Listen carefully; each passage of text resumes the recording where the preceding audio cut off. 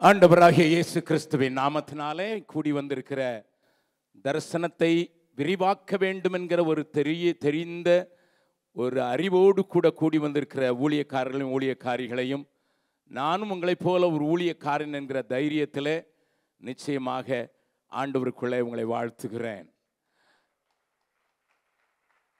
அருமையாக பிரதர் கல்யாண் நம்மத்திலே தன்னுடைய காரியத்தை சொல்லி வந்த நோக்கத்தை நமக்கு விளங்கப்படுத்தி இருக்கிறார்கள். என்னை பீகாரி என்று சொல்வதில் எனக்கு ஒரு தடையும் இல்லை. ஏனென்றால் 26 ஆண்டுகள் தான் தமிழ்நாட்டில் இருந்தேன். 52 ஆண்டுகள் அங்கே இருக்கிற 2/3 ஆஃப் மை லைஃப்.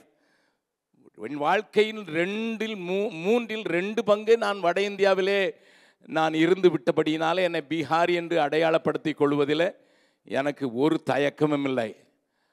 ஆனாலும் தாய்மொழி தமிழ் இருக்கிறது என்கிற அந்த நோக்கத்தோடும் தமிழ்நாட்டுக்கு தேவன் ஒரு பெரிய பொறுப்பை வைத்திருக்கிறார் என்கிற உணர்வோடும் அப்பப்போது தமிழ்நாட்டிலே வருகிற உங்களை திட்டுகிறேன் என்று எனக்கு பெயர்.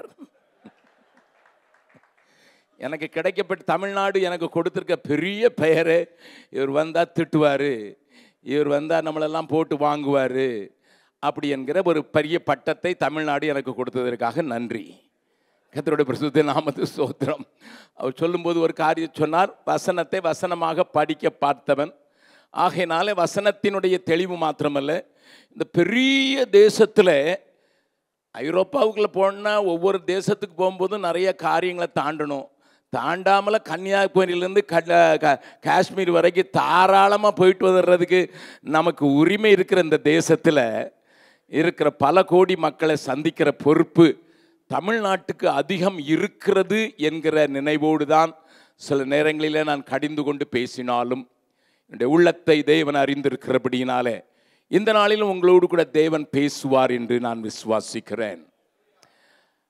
அருமையான சகோதரர் கல்யாண், வரும் 10 ஆண்டுகளில் நமக்கு அதிக பொறுப்பு இருக்கிறது என்பதை அவர்கள் கொஞ்சம் மேலோட்டமாக சொன்னாலும், தம்பி சாம் நம்மை அண்ணன் எமில் ஜெபசிங் எழுதின பாடல் இனி வரும் நாட்களில் நமது கடன் வெகு அதிகம் என்று நமக்கு ஞாபகமூட்டின அந்த பாடலை பாடி நம்மை ஆராதனையிலே நடத்தின போதிலும், ஒரு அர்ப்பணிப்பிலே நடத்தின போதிலும், இந்த நாட்களுடைய நிலைமையும் காரியங்களையும் நீங்களும் நானும் உற்று கவனித்தால் நம்முடைய பொறுப்பு பெரிதானது மாத்திரமல்ல, ஆழமானது மாத்திரமல்ல, அசைக்க முடியாத ஒரு பொறுப்பாக மாறிவிட வேண்டும் என்று நான் பூரணமாக நம்புகிறேன்.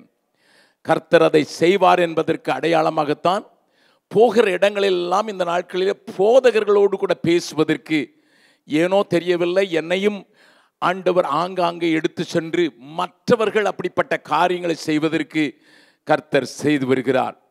இந்த வருடத்திலே நான் 5ஆம் தேதியிலிருந்து தென்னிந்தியாவுக்கு வந்து ஊழியம் செய்வதற்கு மாத்திரமல்ல, தூத்துக்குடியிலே ஆரம்பித்தேன், வேலூர் பட்டணத்திற்கு போனேன், அதற்கு பிறகு ஹைதராபாத் போனேன், விஜயவாடாவுக்கு போனேன், கோத்தகுடம் என்று சொல்லப்படுகிற தெலுங்கானாவில் இருக்கிற ஒரு பட்டணத்திற்கு போனேன், வைசாக்குக்கு போனேன்.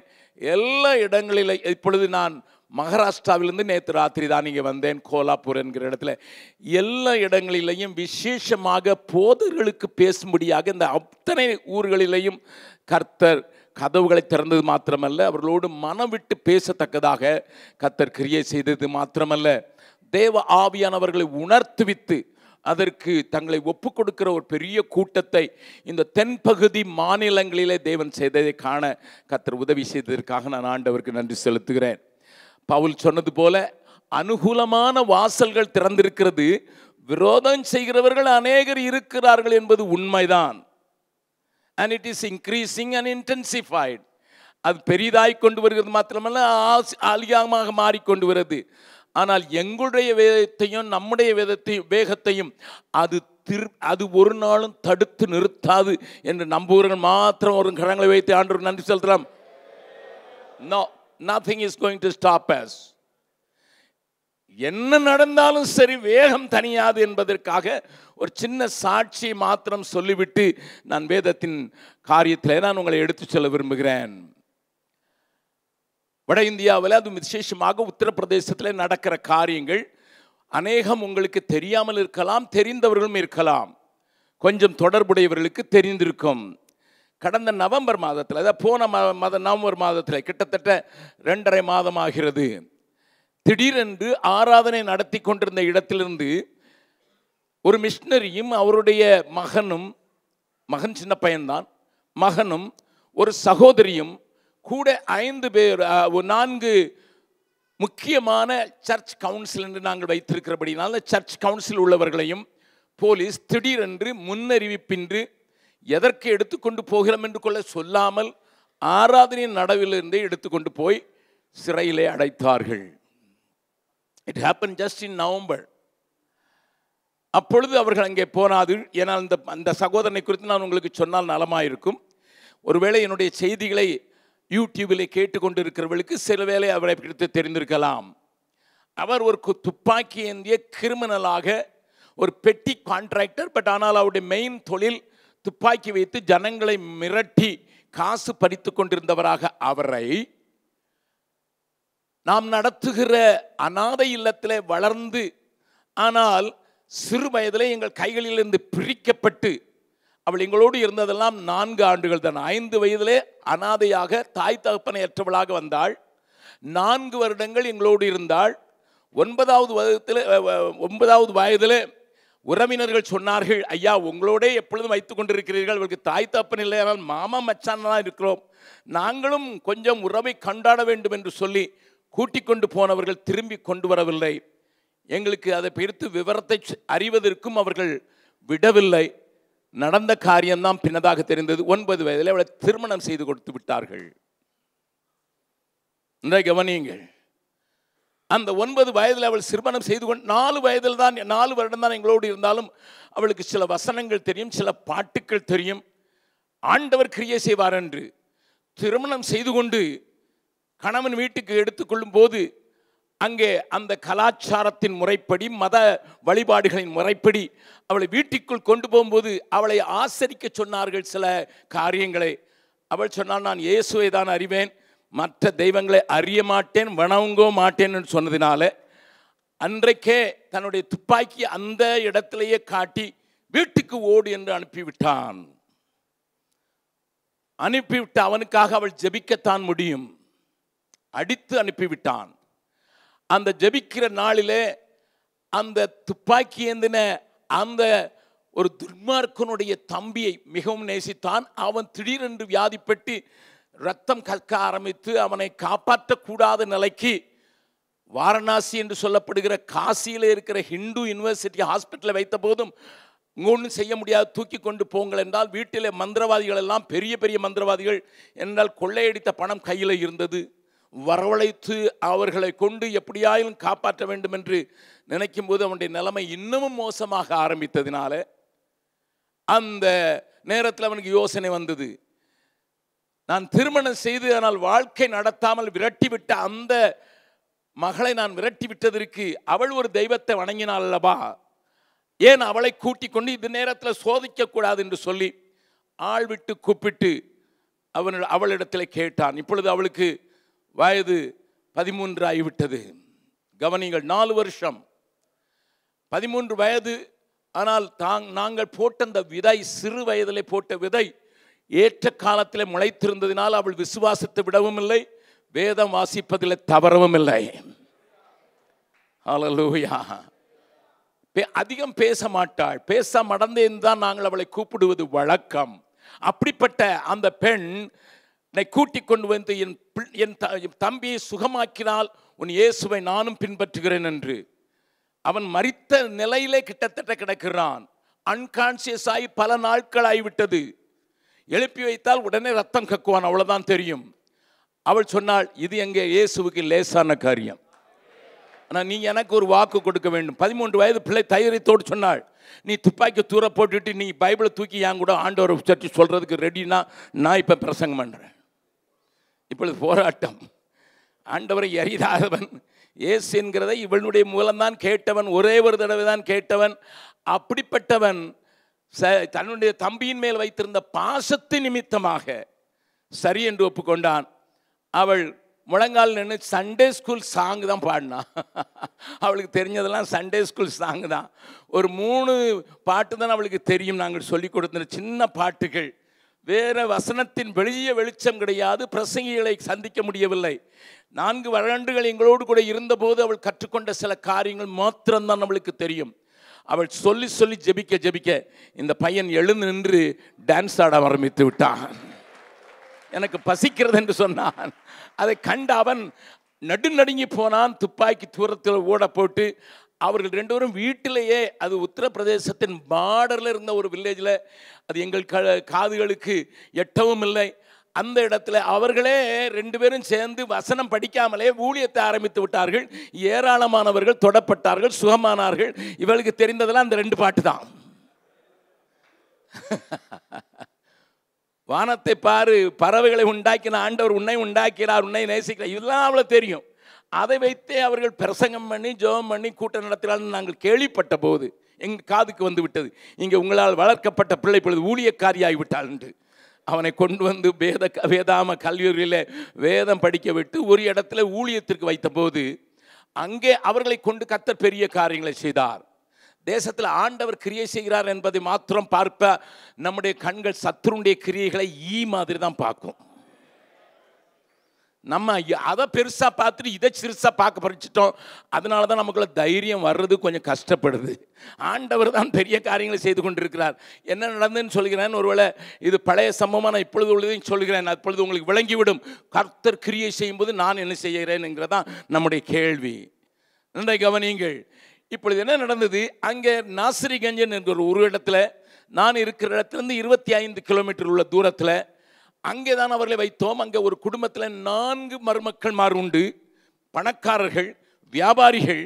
ஆனால் 4 பேருக்கு வைத்த செய்வனின் கோளாறில் அந்த 4 மருமக்கள்மாரும் ஒரு வாரம் விட்டு ஒரு வாரம், ஒரு வாரம் விட்டு ஒரு வாரம் நாக்கை நாயை போல தொங்க விட்டு 4 காலில் நடப்பார்கள்.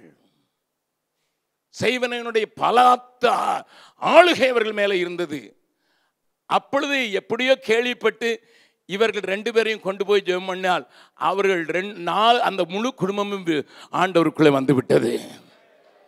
இன்றைக்கு அதில் ஒரு பெண், பூல் குமாரி என்று சொல்கிற ஒரு பெண், எல்லா இடத்துக்கும் தனியாகவே போய் அழகா இருப்பாள், பார்க்கிறதுக்கு நல்ல அழகான ஒரு பெண், தனியாகவே போய் அவளே சுவிசேஷம் அறிவிக்கிற ஒரு நல்ல ஊழியக்காரியாக அந்த குடும்பத்தில் இருந்து கொண்டே இருக்கிறாள்.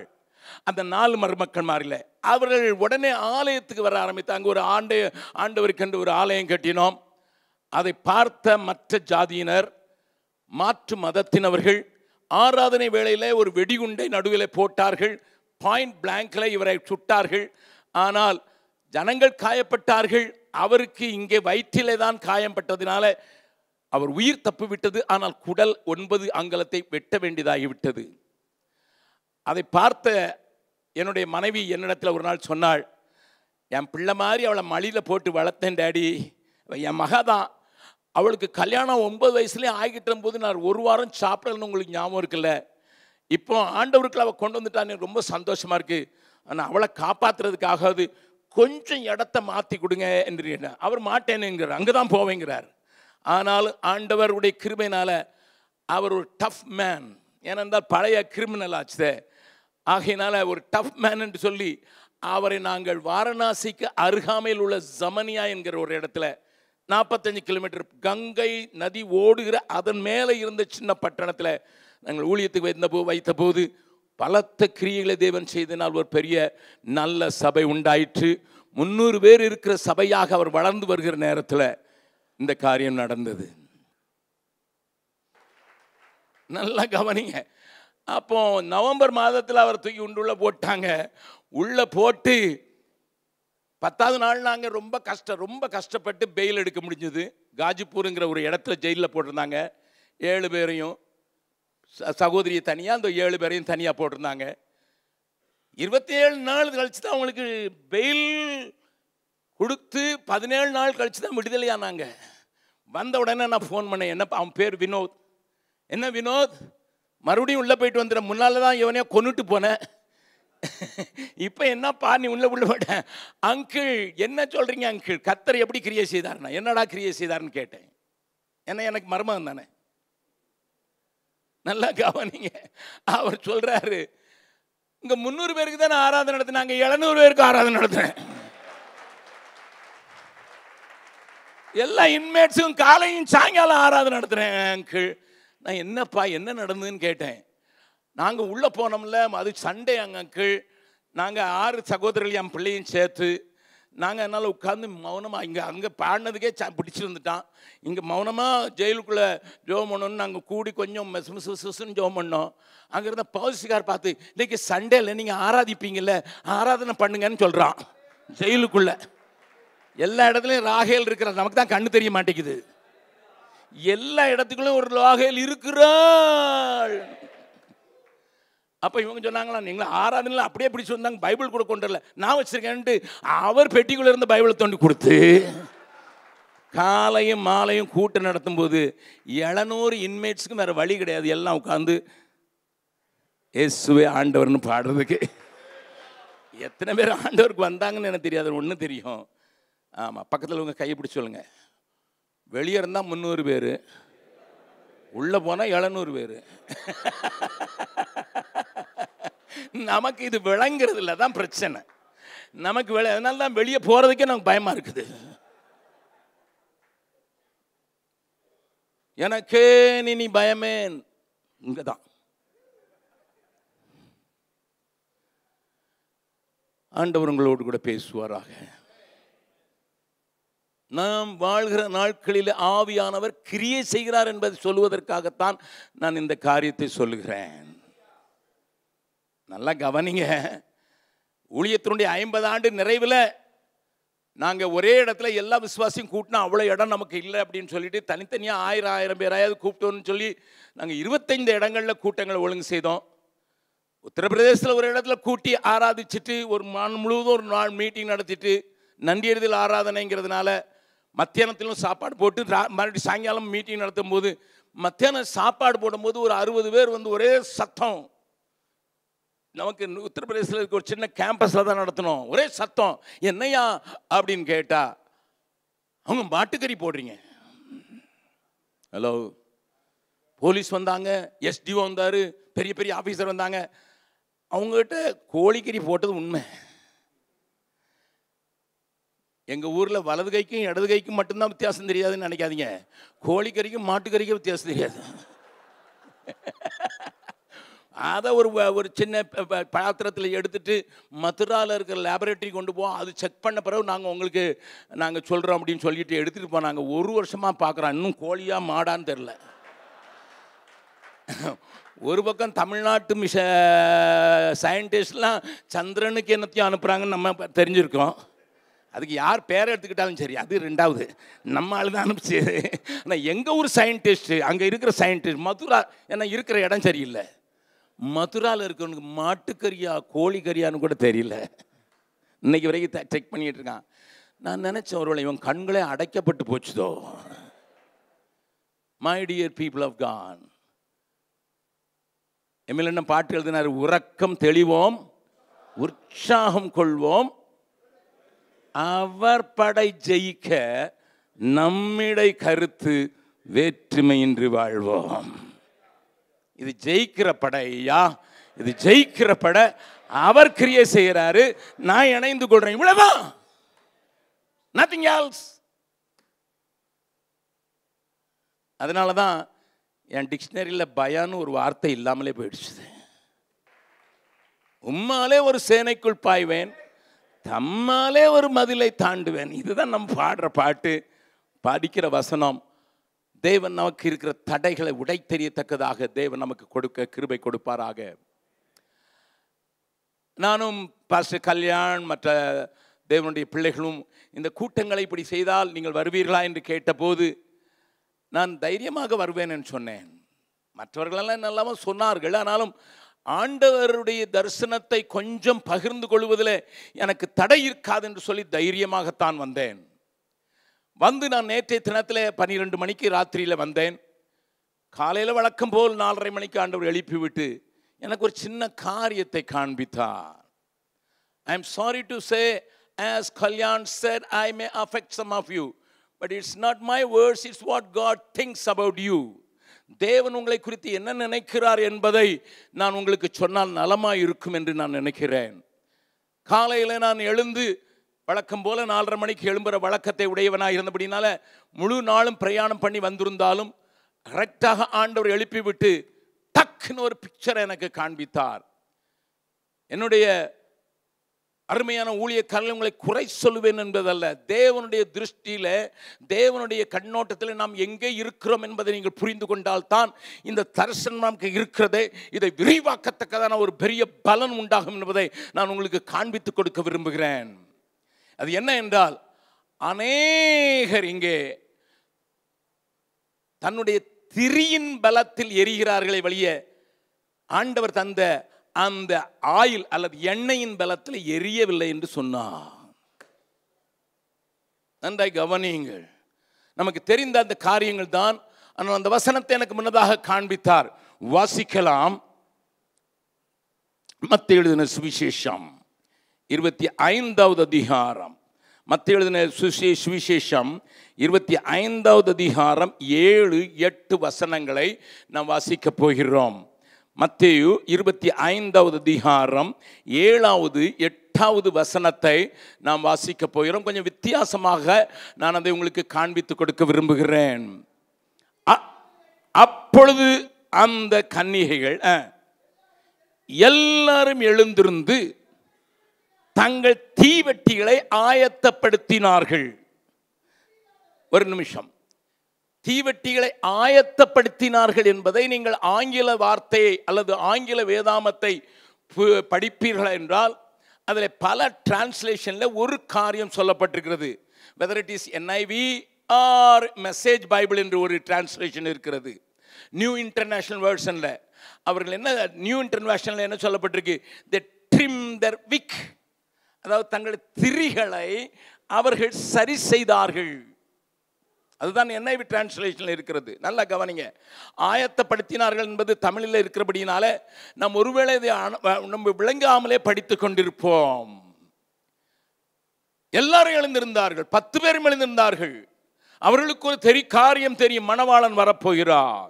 மணவாளன் வரப்போகிறதற்கு நாம் அவரை எதிர்கொண்டு போக வேண்டிய அவசியம் உண்டு. நம்முடைய தீவெட்டிகள் உண்டு. தீவெட்டிகளை கொண்டு வந்திருந்தார்கள். They had the knowledge, அவர்களுக்கு அறிவு உண்டு. ஆனால் ஆயத்தம் இல்லை. மணவாளன் வருகிறார் என்கிற அறிவு உண்டு, ஆனால் அதற்கு ஏற்ற ஆயத்தம் இல்லை. ஆகையினால எல்லாரும் எழுந்தார்கள். எல்லாரும் தங்கள் தீவெட்டிகளை ஆயத்தப்படுத்தினார்கள். தீவெட்டிகளை ஆயத்தப்படுத்தினார்கள் என்பதற்கு பதிலாக நான் கொஞ்சம் NIV டிரான்ஸ்லேஷனோட ஒட்டி சொல்ல விரும்புகிறேன். தங்களுடைய திரிகளை ஆயத்தப்படுத்தினார்கள்.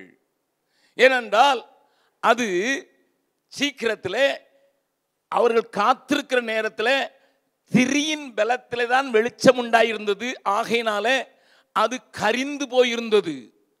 We all use சமீப நாட்கள் தூத்துக்குடி பகுதியில் 5 நாளைக்கு கரண்ட் இல்லாமல் போகும்போது தான் மெழுகுவர்த்தியினுடைய பிரயோஜனமே நமக்கு தெரிஞ்சது. அது வரைக்கும் இன்வெர்ட்டரில் பலத்தில் ஓடணும், அதுக்கு பிறகு பவர் ஸ்டேஷன் பலத்தில் ஓடணும். ஆனால் மெழுகுவர்த்திகளுடைய பலன் அன்றைக்கு தான் நமக்கு தெரிஞ்சுது.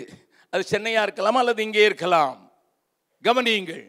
அந்த திரியின் பலத்தில் எரிய ஒரு விளக்கு இருக்குமானால் திரி கரிந்து போய்விடும் என்பதை நீங்கள் அறிந்திருக்கிறீர்கள். நன்றாய் கவனியுங்கள். அந்த திரியினுடைய பலத்தில் எரிந்தால் அந்த திரி சீக்கிரத்தில் எரிந்து சாம்பலாகிவிடக்கூடியதானது என்பதை நீங்கள் அறிவீர்கள். எண்ணெயில் இருக்கிற தீவெட்டியில் இருக்கிற எண்ணெயை எடுத்துக்கொண்டு வருவதற்குத்தான் திரி கொடுக்கப்பட்டதே வழிய திரியின் பலத்தில் எரிவதற்கு அல்ல. Morning, early morning, God showed me. There are so many people, I call them. They know. அவர்களை நான் அழைத்தேன். அவர்களுக்கு தெரியும், அவர்களுக்கு தரிசனம் உண்டு, ஆனாலும் அவர்களுக்கு அறிவு உண்டு, ஆனாலும் அவர்கள் இதுவரைக்கு அநேகர் திரியினுடைய பலத்திலேயே எரிந்து கொண்டிருக்கிறார்கள். நன்றாய் கவனியுங்கள். எண்ணெயின் பலத்தில் அல்ல. அதனால்தான் 8வது வசனத்தை வாசித்து விடலாம். புத்தி இல்லாதவர்கள் புத்தியுள்ளவர்களை நோக்கி கொடுங்கள், எங்கள் தீவெட்டி திரிட்டிகள் அணைந்து போகிறது. என்ன சொல்கிறார்கள்? the very purpose for which we have this lamp, எந்த நோக்கத்திற்காக இந்த விளக்கு எங்கள் கையில இருக்கிறதோ அந்த நோக்கத்தை நிறைவேற்றக்கூடாதபடி அணைந்து போகிறது. எந்த நோக்கத்தோடு கூட நாங்கள் ஏந்தி கொண்டு வந்தோமோ அதற்கு தேவையான எரிபொருள் இல்லாததினால அது அணைந்து போகிறது. நாங்கள் நினைத்தோம், திரியை ஏற்றி பார்த்தோம், நாங்கள் நடுராத்திரியிலே நாங்கள் அதை ஏற்றி பார்த்தோம், அது எரிகிறது கொஞ்ச நேரம், ஆனால் 2 நிமிஷம் எரிஞ்சிட்டு உடனே அணைஞ்சு போகுது. ஏன்னா எண்ணெய் இல்லை. It burns on the strength of the wick.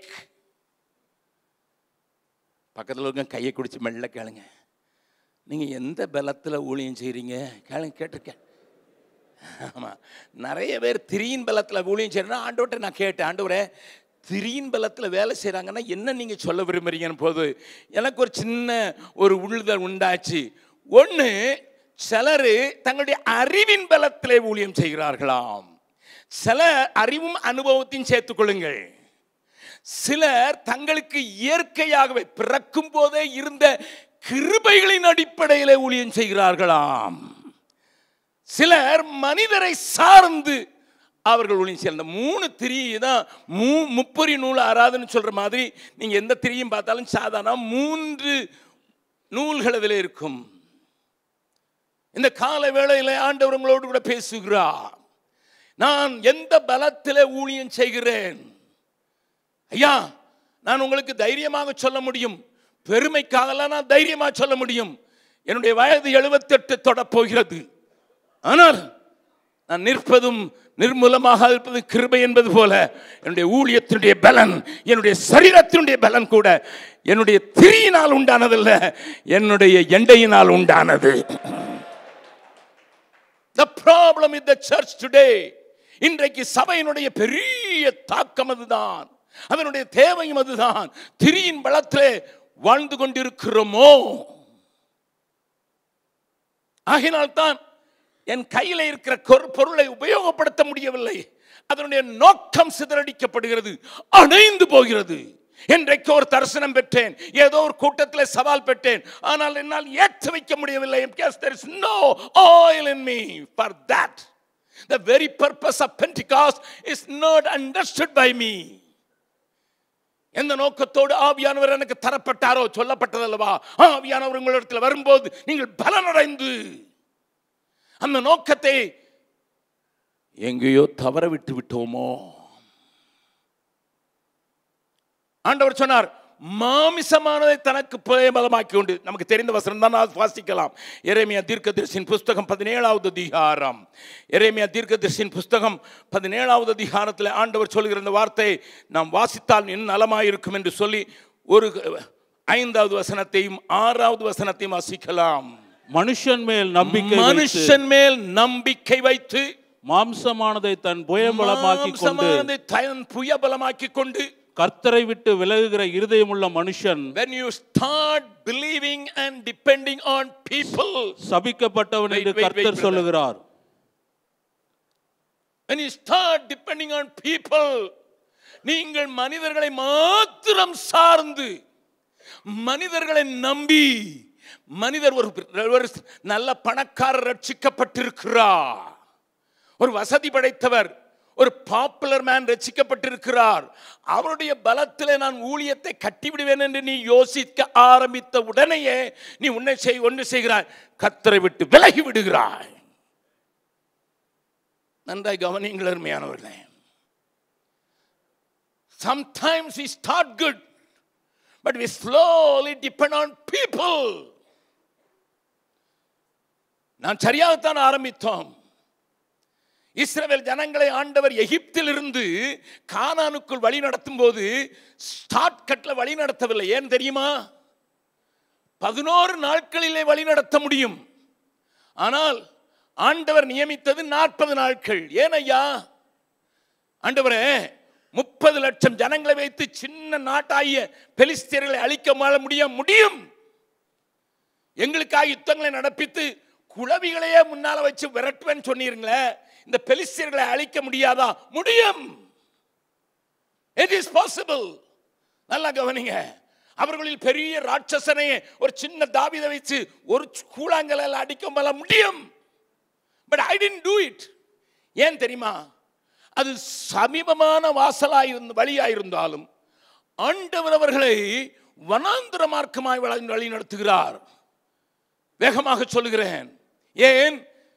அவர்கள், நீங்கள் உங்கள் கையில் மேப் இருக்கும், எகிப்திலிருந்து கோசேன் தேசத்திலிருந்து கானானுக்கு போற வழியை பார்த்தீங்கன்னா சமுத்திரத்தின் ஓரத்திலேயே கரைகளிலேயே நீங்கள் நடந்து சென்று விடலாம். அங்கே ஒரு கடலை கடக்க வேண்டிய அவசியமே இருந்திருக்காது. அவர்களை ஆண்டவர் வேறு வழியாய் திருப்பினதற்கு காரணம் ஒரு கடலை பிளந்து நான் உங்களோடு பராக்கிரமுள்ளவராக இருக்கிறேன் என்பதை காண்பிப்பதற்காக. கூடவே எகிப்தினுடைய இராணுவத்தை பெலிஸ்தீனுடைய வழியாக போயிருந்தால் ஒருவேளை அழிக்க முடியாமல் போயிருக்கலாம். ஆனால் பெலிஸ்தீனுடைய இராணுவத்தை கடலிலே மூழ்கடிக்க வேண்டும் என்றால் நீ நடந்து போகிற பாதை கடின பாதை. அதில் தான் அவர் தன்னுடைய சத்துருக்களை மூழ்கடிக்க விரும்புகிறார். God's intention, God's purpose அநேக நேரங்களில் நமக்கு தெரிவதில்லை. தேவனுடைய வழிகளை நாம் புரிந்து கொள்வதில்லை. ஏன் எனக்கு முன்னதாக கடல் என்று கேட்பாய்? ஆண்டவர் சொல்கிறார், உன் சத்துரு அழிக்கணும், அதுதான் எனக்கு ஆயுதம். அது மாத்திரமல்ல, நிழலுக்கு என்னத்தான் சார்ந்திருக்கணும், ஏன்னா நான் தான் மேக ஸ்தம்பம். சோத்துக்கு என்னையத்தான் சார்ந்திருக்கணும், ஏன்னா நான் தான் மண்ணா கொடுக்க முடியும். ஆகா, தண்ணிக்கு என்னைய தான் சார்ந்திருக்கணும், ஏன்னா நான் தான் கண்மலையா அவன் கூட நடக்கிறாள். நல்லா கவனிங்க. அது மாத்திரம் இல்ல, வனாந்திரத்தில் வழி, ஏன்னா வனாந்திரத்தில் வழி தெரியாது. பிரதர் மோகன்கிட்ட கேட்டு பாருங்க, அவங்கள்ட்ட கேட்டு பாருங்க. இவெல்லாம் சவுதி அரேபியாலாம் அடிக்கடி போயிட்டு வர்ற ஆட்கள். ஒரு தடவை போயிட்டு கொஞ்சம் இப்படி போவீங்க, வரும்போது பார்த்தீங்கன்னா அந்த ரேஸ் எல்லாம் மாறி இருக்கும். காற்று லேசாக அடித்தாலே வழியே தெரியாது. அதனால தான் மோசே மச்சானை பார்த்து கேட்குறான், ஹலோ மச்சான மாப்பிள்ளை, தன்னுடைய மாப்பிள்ளையை பார்த்து கேட்கிறான், மனைவியுடைய தம்பியை பார்த்து கேட்க, எங்க கூட வாப்பா, நீ எல்லாம் கண்ணா இருப்ப. அவன் சொன்னா, நல்லா கவனிங்க, வழியும் அவரே, உணவும் அவரே, நீரும் அவரே, நிழலும் அவரே, அற்புதமும் அவரே. அவரை மாற்றும் சார்ந்திருக்கணுங்கிறது தான் அந்த வழி. அது சுத்து வழி தான். பக்கத்தில் இருக்குன்னு சொல்லுங்க, உங்களை சுத்தி கூட்டு போறாரா? சொல்லுங்க சொல்லுங்க, நல்லா நல்லா அசைச்சு, உங்களை சுத்தி கூட்டு போறாரா? அவரால் லேசான வழியில் கூட்டு போட முடியாதா? முடியும்பா. ஆனா உனக்கு நீ அவரையே சார்ந்திருக்க வேண்டும் என்பதற்காக. ஹல்லேலூயா. God wants us to depend on him and him alone. அவரை மாத்திரம் தான் சார்ந்திருக்கணும், அவரை மாத்திரம் தான் சார்ந்து ஊழியம் செய்யணுங்கிறது தான் கூண்டாரு. ஆனா நம்மளோ, பக்கத்துல கைப்பிடி சொல்லுங்க, உங்களை சொல்லல. நல்ல கார்ல உங்க கொட்டை போய் தான் போட்டிருக்கீங்கன்னு வச்சுங்க. ஒரு நல்ல காரில் ஒருத்தர், நீங்கள் இப்போ உங்களை பற்றி கேள்விப்பட்டேன், நீங்கள் ஜோமனை நிலமா நடக்குறாங்க, எனக்கு ஜோமனுங்க பிரச்சனையாக இருக்குதுன்னு சொல்லி வந்துட்டாருன்னா நீங்கள் தட்டப்பட்டான்னு ஆகிருவீங்க. இல்லை, நான் தைரியமாக சொல்கிறேன், என் கூட இருக்கிறவங்க இங்கே இருக்கிறாங்க, கேட்டு பாருங்க. மந்திரிகளே வந்தாலும் நாங்கள் தடப்பட காட்டுறதில்ல. நல்லா கவனிங்க. Listen sir, listen.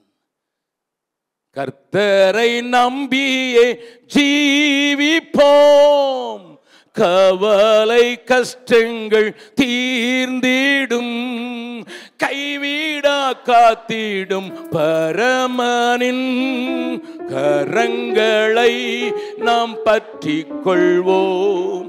கைவிடா காத்திடும் பரமனின் கரங்களை நாம் பற்றிக் கொள்வோம். ஜீவதேவன் பின் சொல்லுவோம், ஜீவ ஒளிதனை கண்டடைவோம். ஜீவதேவன் பின் சொல்லுவோம், ஜீவ ஒளிதனை கண்டடைவோம். மனதின் காரிருள் நீங்கிடவே சமாதானம் தங்கும். மனதின் காரிருள் நீங்கிடவே சமாதானம் தங்கும். கர்த்தரை நம்பியே ஜீவிப்போம், கவலை கஷ்டங்கள் தீர்ந்திடும், கைவிட காத்திடும் பரமனின் கரங்களை நாம் பற்றி கொள்வோம். கைவிட காத்திடும் பரமனின் கரங்களை நாம் பற்றி கொள்வோம். இந்த வசனத்தை வாசித்தரலாம். எரேமியா 17:5 மறுபடியும் வாசிக்கலாம்.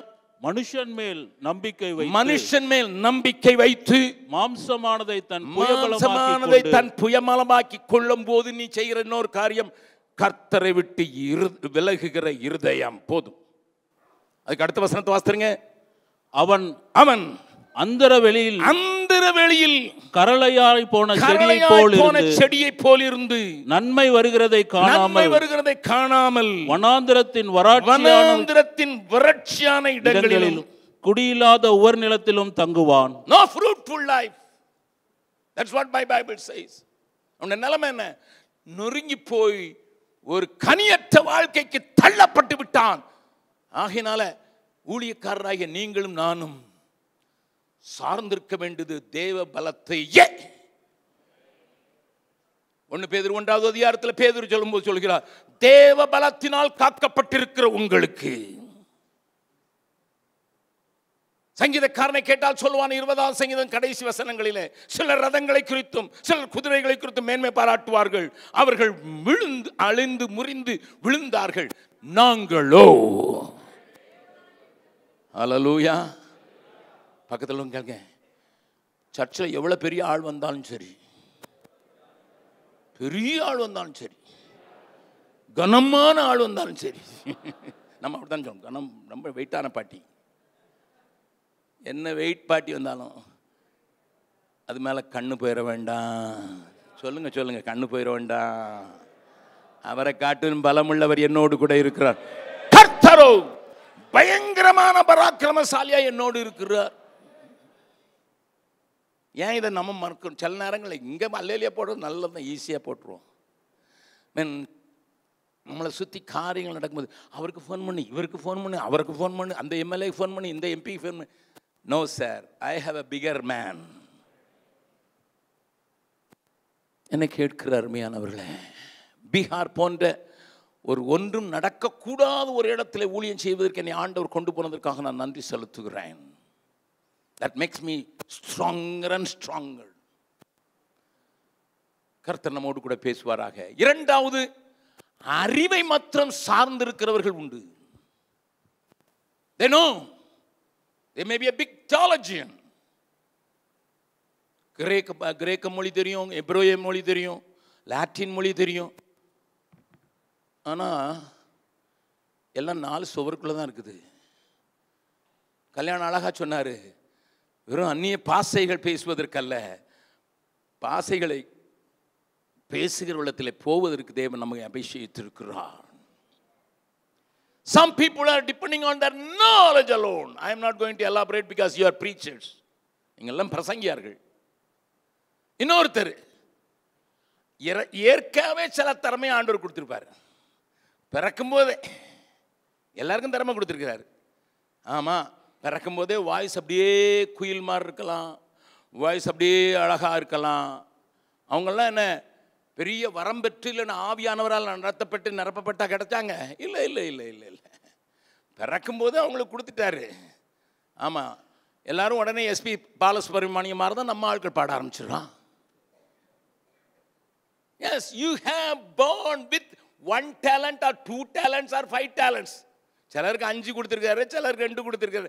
அவன் திறமைக்கு தக்கதாக தான் இருக்குது. அப்போ உங்களுக்குள்ள ஒரு திறமையை வச்சிருக்காரு. Carries a capacity already hidden in you. உனக்குள்ள ஏதோ ஒரு திறமை இருக்குது. ஒருவேளை உனக்கு தெரியுதோ இல்லையோ, உனக்குள்ள இருக்குது. சிலர் திறமைகளை நம்பி மாத்திரம். ஆண்டவனை காலையில் தெளிவாக காட்டினதுனால தான் சொல்றேன். அந்த முப்புரி நூலை காட்டி இந்த திரியின் பலத்தில் தான் நிறைய பேர் ஊழியத்தை செய்யணும்னு பார்க்குறாங்க. அவங்க எண்ணெயின் பலத்தில் அல்ல. யோசித்து பாருங்க. அதனால தான் அவங்க செய்யறதுக்காக நியமிக்கப்பட்ட காரியத்தை அவங்களால செய்ய முடியல. அணைஞ்சு போதே அணைஞ்சு போதே. we started good things but it doesn't prosper. நல்ல காரியம் தான் செய்யணும்னு நினைக்கிறோம், விளக்கு தான் கொளுத்த பார்க்குறோம், ஆனால் எண்ணெயின் பலத்தில் எழுதியதுக்கு பதிலாக திரியின் பலத்தில் எழுதியதுனால கொஞ்ச நேரம் இருக்குது, ஒருவேளை கொஞ்சம் வருஷம் இருக்கலாம் ஊழியம், அதுக்கு பிறகு காணோம். எதுல எரியறீங்க? நல்லா கவனிங்க. ஆண்டவர் நமக்குள்ள கிரியை செய்யும் போது ஆவியானவரை வெறும் பாஸ்டர் கல்யாணம் சொன்னது போல அந்நிய பாஷைக்கு மாத்திரமல்ல, அல்லது சில பிசாசு ஓட்டுறதுக்கு மாத்திரம் அல்ல, மாறாக தேவனுடைய ஆவியானவர் நம்மை வித்தியாசமாகவும் நடத்த முடியும். ஏனென்றால் ஆவியானவர் நமக்கு கொடுக்கப்பட்டது நம்முடைய தரிசனம் விரிவாகி விரிவாகி விரிவாகி எல்லைகளை கடந்து போக வேண்டும் என்பதற்காகவே. நம்புறவங்க மாத்திரம் ஒரு அல்லேலூயா சொல்லலாமா? நம்முடைய எல்லைகளை ஆண்டவர் கடக்க விரும்புகிறார். அதனால்தான் எருசலேமில் ஆரம்பிச்சு யூதேயால போய் அதுக்கு பிறகு சமாரியால போய் உலகத்தின் கடைசி பரியந்தன்னு சொல்லிட்டாரு. Your church, if it is filled with the Holy Spirit, then it must enlarge your territory, not only in the place but in the country, in the nation. இந்த தேசத்தில் நீங்க பரவித்தான் ஆகணும். ஒரு ஆவியானவர் கிரியை நம்ம எல்லாருக்கும் தெரியும், எல்லாருக்கும் தெரிஞ்சதுதான். அப்போஸ்தலர் 16வது அதிகாரத்தில் ஒரு பெரிய பிரச்சனைக்கு பிறகு ஆசிக்கலாம், திருப்பிக் கொள்ளுங்கள். அப்போஸ்தலர் 16வது அதிகாரம், ஒரு டாக்ட்ரினல் இஷ்யூல பெரிய சண்டை நடக்குது. விருத்த சேதனம் உண்டா இல்லையா, விருத்த சேதனம் பண்ணணுமா இல்லையா, பிரஜாதிகளுக்கு பெரிய ஆர்குமெண்ட், பெரிய கான்ஃபரன்ஸ் டிசைடட். அதுக்கு பிறகு பவுலும் பர்னபாவும் இப்போ வந்துட்டாங்க. எருசலேமிலிருந்து அப்போஸ்தலரிடத்திலிருந்து லெட்டர் வாங்கிட்டு வந்துட்டாங்க. வந்தபடி அங்கே நடக்கிற ஒரு காரியம் என்ன நடக்குதுன்னு பாருங்க. வாசிக்கலாம், 4வது வசனத்திலிருந்து வாசிக்கலாம். அவர்கள் பட்டணங்கள் தோறும் போகையில் எருசலேமுக்கு அப்போஸ்தலராலும் மூப்பராலும் விதிக்கப்பட்ட சட்டங்களை கைக்கொள்ளும்படி அவர்களுக்கு ஒப்புவித்தார்கள். அதனாலே சபைகள் விசுவாசத்தில் ஸ்திரப்பட்டு நாளுக்கு நாள் பெருகின. நல்லா கவனிங்க, இது நம்ம எல்லாருக்கும் தெரிஞ்ச சம்பவம் தான். நான் அதிகமா நேரத்தை எடுக்க போகல, கொஞ்சம் வேகமா போறேன். அதுக்கு பிறகு பாத்தீங்கன்னா 6வது வசனம், அவர்கள் பிரிகியா கலாத்தியா நாடுகளை கடந்து வந்த போது ஆவியானவரால் தடை பண்ணப்பட்டு. 7வது வசனம், மீசியா தேசம் மட்டும் வந்து பித்தினியா நாட்டுக்கு போக பிரயத்தனம் பண்ணின போது ஆவியானவர் போக விட்டாதிருந்தார். 8வது வசனம், அப்பொழுது மீசியா பக்கமாய் போ துரோவாவுக்கு வந்தார்கள். அங்கே நீங்க மேப் வச்சு நீங்க பைபிளை படிச்சீங்கன்னா ஆக்ட்ஸ் ஆஃப் அப்போஸ்தலர் அல்லது அப்போஸ்தலர் நடபடிகளை உங்களுக்கு விளங்கும். இந்த நாடுகள்லாம் பவுல் இருந்த இடத்திலிருந்து முன்னாகவே சுவிசேஷம் சொல்லப்பட்ட இடங்கள், சபைகள் ஸ்தாபிக்கப்பட்ட இடங்கள். கிழக்கு பகுதி, மைனர் ஏசியா என்று சொல்லப்படுகிற அந்த பிராந்தியம். God wants to take a shift. அதை ஆங்கிலத்தில் சொல்றாங்க paradigm shift. ஆவியானவர் தான். நீங்க ஆவியானவரால் ஒழுங்கா நடத்தப்பட்டா அநேக நேரங்களில் பலப்படுத்தினவர்களையே பலப்படுத்தி கொண்டு இருக்க மாட்டீர்கள். ஆல்ரெடி சபைகள் விசுவாசத்தில் திறப்பட்டு நாளுக்கு நாள் பெருகின, அங்கேயே போய் மறுபடி அரைச்ச மாவை அரைக்கிறதுக்கு விரும்ப மாட்டார்கள். ஆவியானவர் நடத்தினார் என்றால் அதனுடைய காரியங்கள் வித்தியாசமாகவே இருக்கும். ஆண்டவர் அவளை ஐரோப்பாவுக்கு தள்ளுகிறார். ஆவியானவரை அனுபவிக்கிற கூட்டத்தில் பேசிக் கொண்டிருக்கிறேன். ஆவியானவருடைய பலத்தில் நடக்கிறதுக்கு கற்றுக்கொண்ட நான் பேசிக் கொண்டிருக்கிறேன். I am an Anglican inside, I am a Pentecostal outside. நீங்க நம்பினாலும் சரி நம்பாட்டாலும் சரி, I know what is the value of Anglican church, I know what is the experience of the Pentecostal church. அவர் ஒருவேளை பெந்தேகோஸ்தில ஊறி இருக்கலாம், நான் அப்படி ஊரல. என்ன ஊற பண்ண ஆண்டவர் இப்படி ஊற பண்ணார். அதனால தான் கொஞ்சம் கட்ட சிட்டங்கிட்டு அப்படி இந்த மிஷன் ஓட்டிக்கிட்டு இருக்குது. ஏன்னா மிஷினரிகள் வந்தார்கள், மிஷினரிங்க வந்தாங்க, ஊரை விட்டு நாட்டை விட்டு வந்தாங்க. அவங்க ஆங்கிலிக்கனாவோ இல்லைன்னா மெத்தடிஸ்டாவோ அல்லது லுத்ரனாகவோ வந்தாங்க, ஊழியம் செஞ்சாங்க. நம்ம அவங்கள ஆவிங்க இல்லாதவங்கன்னு சொல்லுவோம், ஆனால் எப்படியோ செஞ்சாங்க. நம்ம ஆவி இல்லாத நம்ம ஒதுக்கிறோம். ஆவியில் அதனால தான் எம்எல்ஏ பாடினார், ஆவியில் என்று என்னை பலர் தள்ளினார் என்று. ஆமாம், அவங்க தான் அங்கே வந்து பெரிய பெரிய ஆலயங்களை கட்டினாங்க. அதுக்கு பிறகு இங்கே இருக்கிறவங்க கொஞ்சம் படிக்க ஆரம்பித்தோடனே கோயம்புத்தூருக்கோ திருப்பூருக்கோ ஈரோட்டுக்கோ சென்னைக்கோ போனாங்க. கொஞ்சம் வியாபாரம் இருந்தது. கடலை மிட்டாய்க்காரங்க பஞ்சாப் வரைக்கும் போயிட்டாங்க. ஹலோ பிரதர் மோகன் சிலாசா, எனக்கு கடல் மிட்டாய் பிடிக்குன்னு என்னமோ தெரியல, என் ரூமில் வச்சுருக்கிறாரு. அவர் வச்சாரா? சரி சரி, யார் வச்சாலும் சரி. நல்லா கவனிங்க. லிசன் சார், கடலை மிட்டாய் கம்பெனி பரவி பரவி போன மாதிரி போனாங்க. அங்கே போனவுடனே அவங்க குடும்பம் பெருசு, ஒரு 4 பேர் அதுக்காக வேலைக்கு வந்தான். ஊர்லேருந்து கொண்டு போனாங்க. இவங்களும் கிறிஸ்தவங்க. அதனால தங்களுக்கு ஒரு ஆலயம் கட்டுறதுன்னு தான் தீர்மானிச்சாங்க. Displaced people because of the demands of the lifes. தங்களுடைய வாழ்க்கையினுடைய தேவை நிமித்தம் இடம் மாறி போனவர்கள் இப்படிப்பட்ட இடத்துக்கு போனாங்க. அங்கே ஒரு கோயிலை கட்டணும்னு பார்த்தாங்க. இங்கேருந்து போனதுனால அதனுடைய எல்லாம் இருந்தது அங்கே தான். அதனால அங்கேயும் கோபுரம் வந்துச்சு. எங்கள் மாமனார் வீடு பக்கத்தில் தான் இருக்கிறதுனால தைரியமாக சொல்கிறேன். ஹலோ, நல்லா கவனிங்க. என் மாமனார் கட்டின கோபுரமும் இருக்குது. Listen sir, they not only carried a vision about God, but they wanted to have some missionary effect. மிஷினரிக்கு வந்து நமக்கு கொடுத்தாங்க, நம்மளும் மிஷினரியாக்கி ஏதாவது செய்யணும்னு சொல்லி இங்கேருந்து போனவங்க 40% தான் எடுத்துகிட்டு போனாங்க. அசனத்தை எடுத்துகிட்டு போனாங்க, அர்ப்பின் பண்டிகை எடுத்துகிட்டு போனாங்க, எல்லாத்தையும் கொண்டு போனவங்க. 40% மிஷினரிகள் போட்ட விதையை எடுத்துகிட்டு போனாங்க. அதனால அவங்களுக்குள்ள மிஷினரி தரிசனம் இருந்தது. அதில் சிலருக்கு அந்த ஆவிக்குரிய ஆராதனை சரியா இல்லை, அது பிடிக்காதவங்க கொஞ்சம் வெளியே போனாங்க.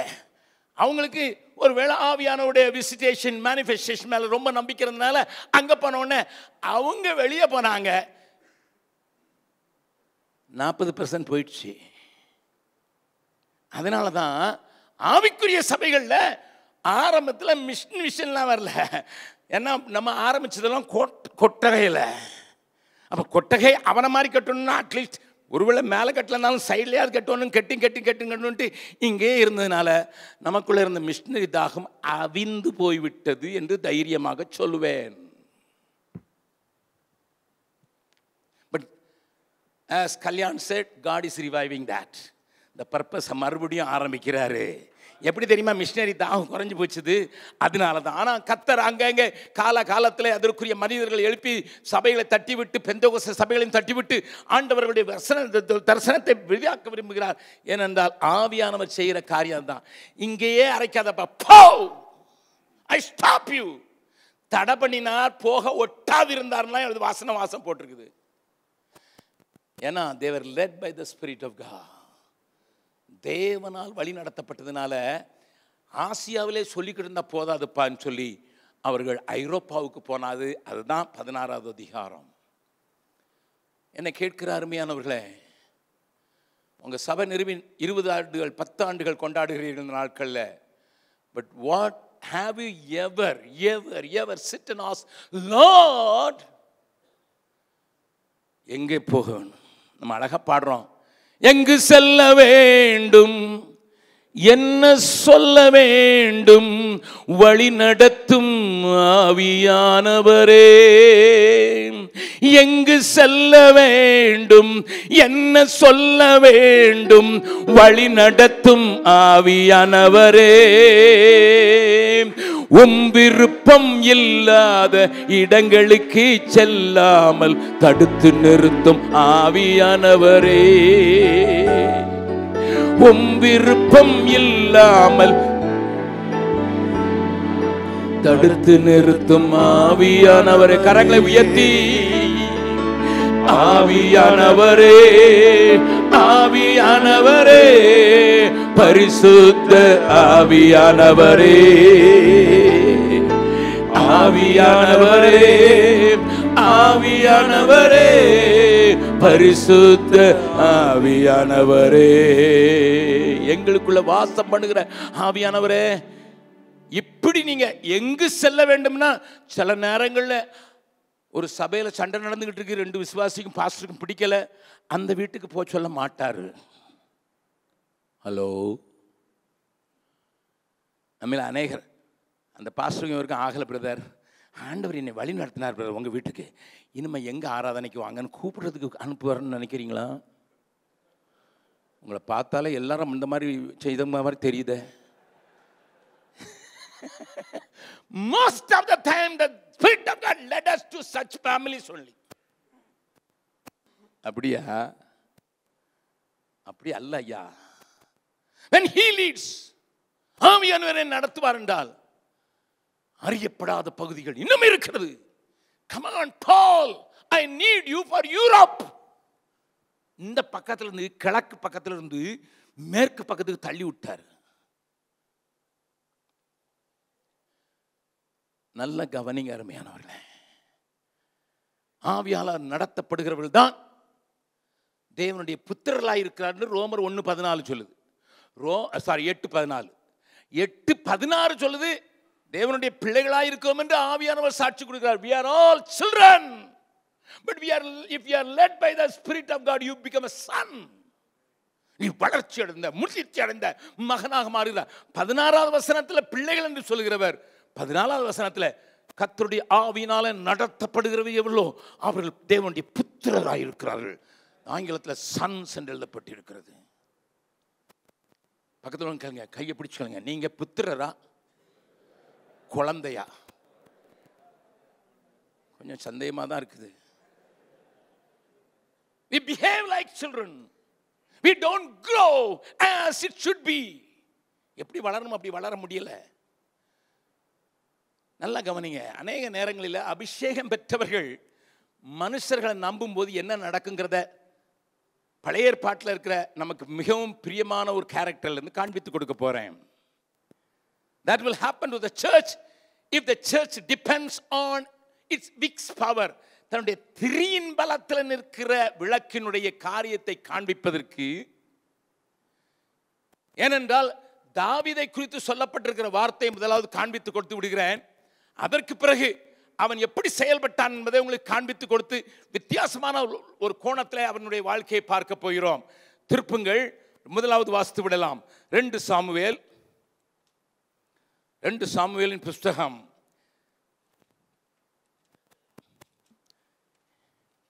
21வது அதிகாரம். 2 சாமுவேலின் புஸ்தகம் 21வது அதிகாரம்.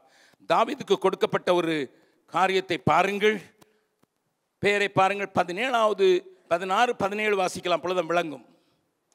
அப்பொழுது 300 சேக்கல் நிறை வெண்கலமான ஈட்டியை பிடிக்கிறவனும் புது பட்டயத்தை அறையிலே கட்டிக்கொண்டு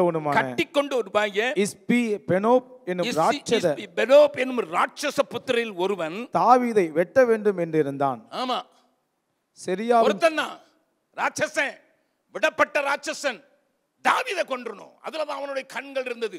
உடனே கிரியை செய்யற காரியத்தை பாருங்கள். 17வது செரியாவின் குமாரனாய் அபிசாய் ராஜாவுக்கு உதவியாக வந்து பெலிஸ்தனை வெட்டி கொன்று போட்டான். தலைவனை பார்க்கறதுக்கு உங்களுக்கு மாடலா இருக்கிற, உங்களை வழி நடத்துகிற, அவர்களை பாதுகாப்பதற்கு தேவன் உங்களுக்கு இப்படிப்பட்ட அபிஷேகத்தை தருவாராக. அபிஷாயினுடைய அபிஷேகத்தை.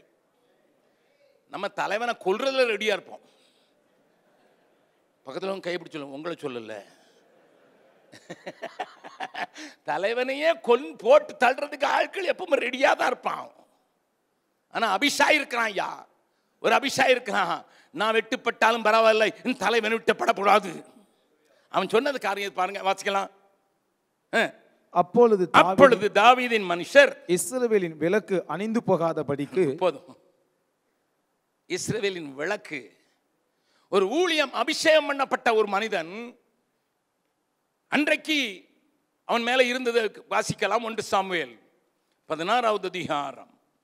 1 சாமுவேல் 16வது அதிகாரம் 13வது வசனம். அப்பொழுது சாமுவேல் தைல கொம்பை எடுத்து அவனை அவன் சகோதரன் நடுவில் அபிஷேகம் பண்ணினான். அந்நாள் முதற்கொண்டு கர்த்தருடைய ஆவியானவர் தாவீதின் மேல் வந்து இறங்கி இருந்தார். கர்த்தருடைய பரிசுத்த நாமத்துக்கு ஸ்தோத்திரம். and அங்க எழுதப்பட்டிருக்கிறது, from that day onwards the spirit of the Lord came upon David, and there அப்ப நீங்க உங்க ஊர்ல, உங்க கிராமத்துல, நீங்க ஊழியம் செய்யற பகுதிகளில் ஒரு அபிஷேகம் பண்ணப்பட்ட ஒரு மனிதனாக வைக்கப்பட்டிருப்பீர்கள் என்றால், உங்கள் மேல இருக்கிற ஆவியானவர் உங்களை அந்த பகுதிகளுக்கு விளக்காக மாற்றுகிறார். இஸ்ரவேலின் விளக்கு தாவீது, அதான் டைட்டில். நல்ல கவனிங்க. இஸ்ரவேலின் விளக்கு அணைக்கிறதுக்கு ட்ரை பண்ணாங்க. அதுக்கு நான் பேச போல. It's a big subject.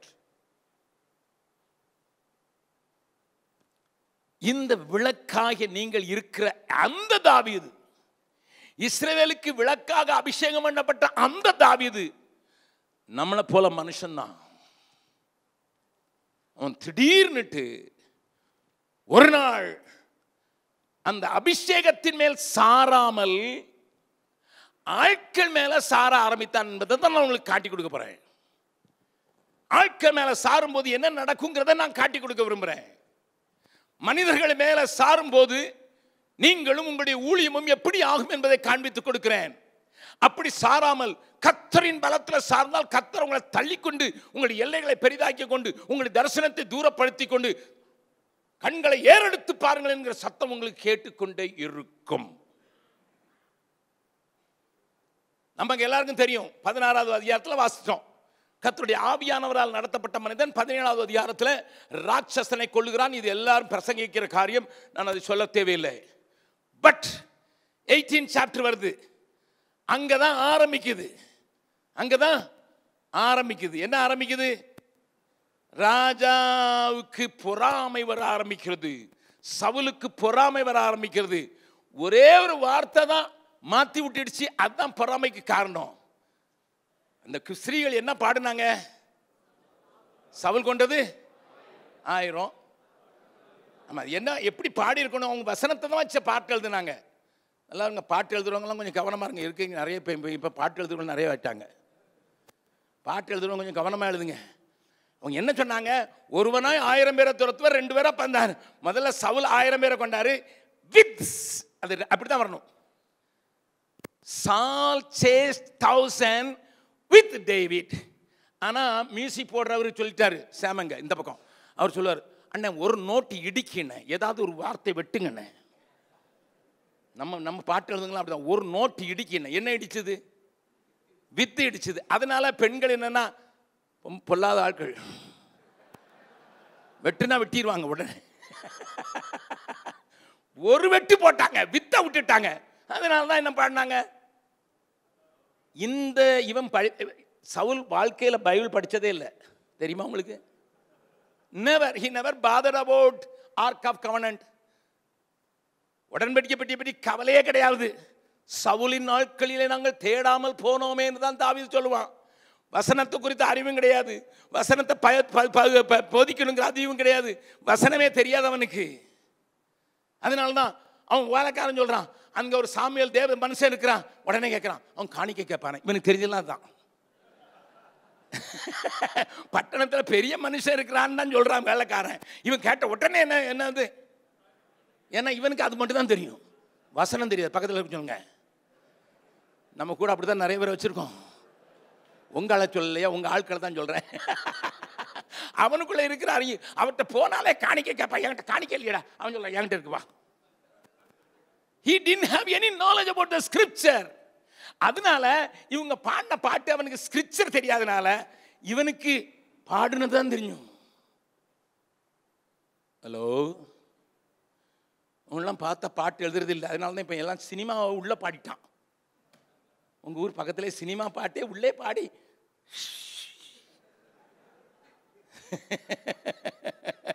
ஏன்னா நம்ம எழுதுற பாட்டு சரியில்லையா. அவர் எம்ஜிஆர் காலத்தில் பாடின பாட்டு தான் சரியா இருக்கான். யாரை சொல்றேன்னு உங்களுக்கு தெரியுது பார்த்தீங்களா? Listen sir, listen. வசனம் தெரியாதனால, பாட்டை தப்பா நினைச்சதுனால இவனுக்குள்ள இப்ப பொறாமை நாவி வந்துருச்சு. பக்கத்தில் சொல்லுங்க, சபையில் வசனத்தை போதிங்க. வெட்டி கட் பண்ணி இதை எடிட் பண்ணிலாம் உங்களை போதிக்க சொல்ல. வசனமா போதிங்க ஐயா. நீங்க வசனமா போதிக்காட்டா உங்க சபைக்குள்ள ஒரே பொறாமை, ஒரே கொலை முயற்சி, இதெல்லாம் நடக்கும். கொஞ்சம் பேருக்கு விளங்கிட்டு, எங்க சபையை பற்றி இவருக்கு யார் சொன்னது? நீங்க வருவீங்கன்னு எனக்கு தெரியாத. சார் லிசன், அன்னைக்கு இதுவரைக்கும் தேவனுடைய நாமத்தை, கர்த்தருடைய நாமத்தில் வர்றன்னுட்டு ராட்சசனுக்கு முன்னால போனவன் இப்ப மெல்ல ஒன்னு யோசிக்க ஆரம்பிக்கிறதா. நான் தாவீதை வித்தியாசம் பார்க்க காட்டி கொடுக்க போறேன். லிசன், இப்ப அடுத்தால ட்ராப் பண்ணணும்னு பார்க்கிறான் சவுல். இவனை கண்ணில மாட்டி வைக்கணும். என்னடா கண்ணில மாட்டி வைக்கணும்? என் மகளை தாரேன்னு சொன்னான். உடனே ராஜாவுக்கு மருமகனாருது மாத்திரம் உள்ள ஆசை இருக்குது. இருந்தாலும் நான் ராஜாவுக்கு எப்படி மருமகனாருது? சரி, சவுலுக்கு உடனே இதெல்லாம் நான் கொஞ்சம் வேகமாக போகிறேன், ஏன்னா நீங்கள் வசனம் தெரிஞ்சவங்க. உடனே தெரியுது, ரெண்டாவது பொண்ணு இருக்காள, ராத்திரி பகலும் டேவிட் ஃபேஸ்புக்கே தான் பார்த்துக்கிட்டு இருக்கா. எப்பவும் அவளுக்கு டேவிட்டுடைய ஃபேஸ் தான் முன்னாலே வருது. அப்படியா? நல்ல சான்ஸ் பிடிட்டா. 100 பெலிஸ்தீனுடைய நுனித்தோலை கொண்டு வா. கொல்லாமல் எடுக்க முடியாதுல்ல.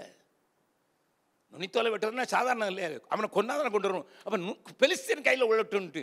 ஆனால் தாவீது பார்த்தான், அபிஷேகத்தில் ஒன்றெல்லாம் கொன்னேன், இப்போ அவளுக்காக 200 கொல்லுவேன். ஹலோ, பக்கத்தில் உங்களை கதை தான் சொல்கிறாங்க. அபிஷேகத்தில் கொல்றது ஒரு ஆள், ஆனா அவளுக்காக நீங்க என்ன வேணாலும் போட்டுங்க உங்க பேரை, உங்களுக்கு தெரிஞ்ச பேரை போட்டு, அவளுக்காக 200 பேரை கொண்டு வச்சுட்டான். சரி, மாட்டல. நீங்க அடுத்த அதிகாரத்தை படிச்சு பார்த்தீங்கன்னா 19 முதல் வசனமே ஆரம்பிக்குது, தாவீதை கொன்று போடும்படிக்கு. It starts with that. நல்லா கவனிங்க. இப்ப தாவீதுக்கு என்ன செஞ்சிருக்கணும்? கர்த்தாவே என் பலனே என்று தானே சொல்லியிருக்கணும். நம்ம மெல்ல போய் ஒரு காரியம் செய்யலாம். My best friend, close friend Jonathan இருக்கான். மெல்ல காதில் போட்டு வைப்போம். அப்பாவுக்கு ரொம்ப க்ளோஸு, அதனால அவங்ககிட்ட காதில் போடுவோம். என்ன போடுவோம்? எங்கள் அப்பா ஏன்பா என் மேலே இவ்வளோ எரிச்சலாக இருக்காரு, நான் தானப்பா அவருக்கு சாஸ் வரட்டுறேன், நான் தானே அவருக்கு நன்மை செய்தேன், அது மட்டும் இல்லை இப்போ நான் தானப்பா மருமகன், நீ என் மச்சான் தானே. பக்கத்தில் இருக்க கையை பிடிச்சி சொல்லுங்க, எத்தனை பேர் மச்சானை பார்த்து மதி இழந்தீர்கள்? சொல்லுங்க சொல்லுங்க, கேட்டு வச்சிருங்க. மச்சானை பார்த்து மதி இழந்தவர்கள் ஏராளம். ஆனால் அந்த மச்சான் இருக்கிறானே எல்லா நாளும் கூட வர மாட்டான், பெல்ட் எல்லாம் கழட்டி கொடுப்பான், ஆனா காட்டுக்கு போகணும்னு வர மாட்டான். மிஷினரி ஊழியமா? அது எதுக்கு?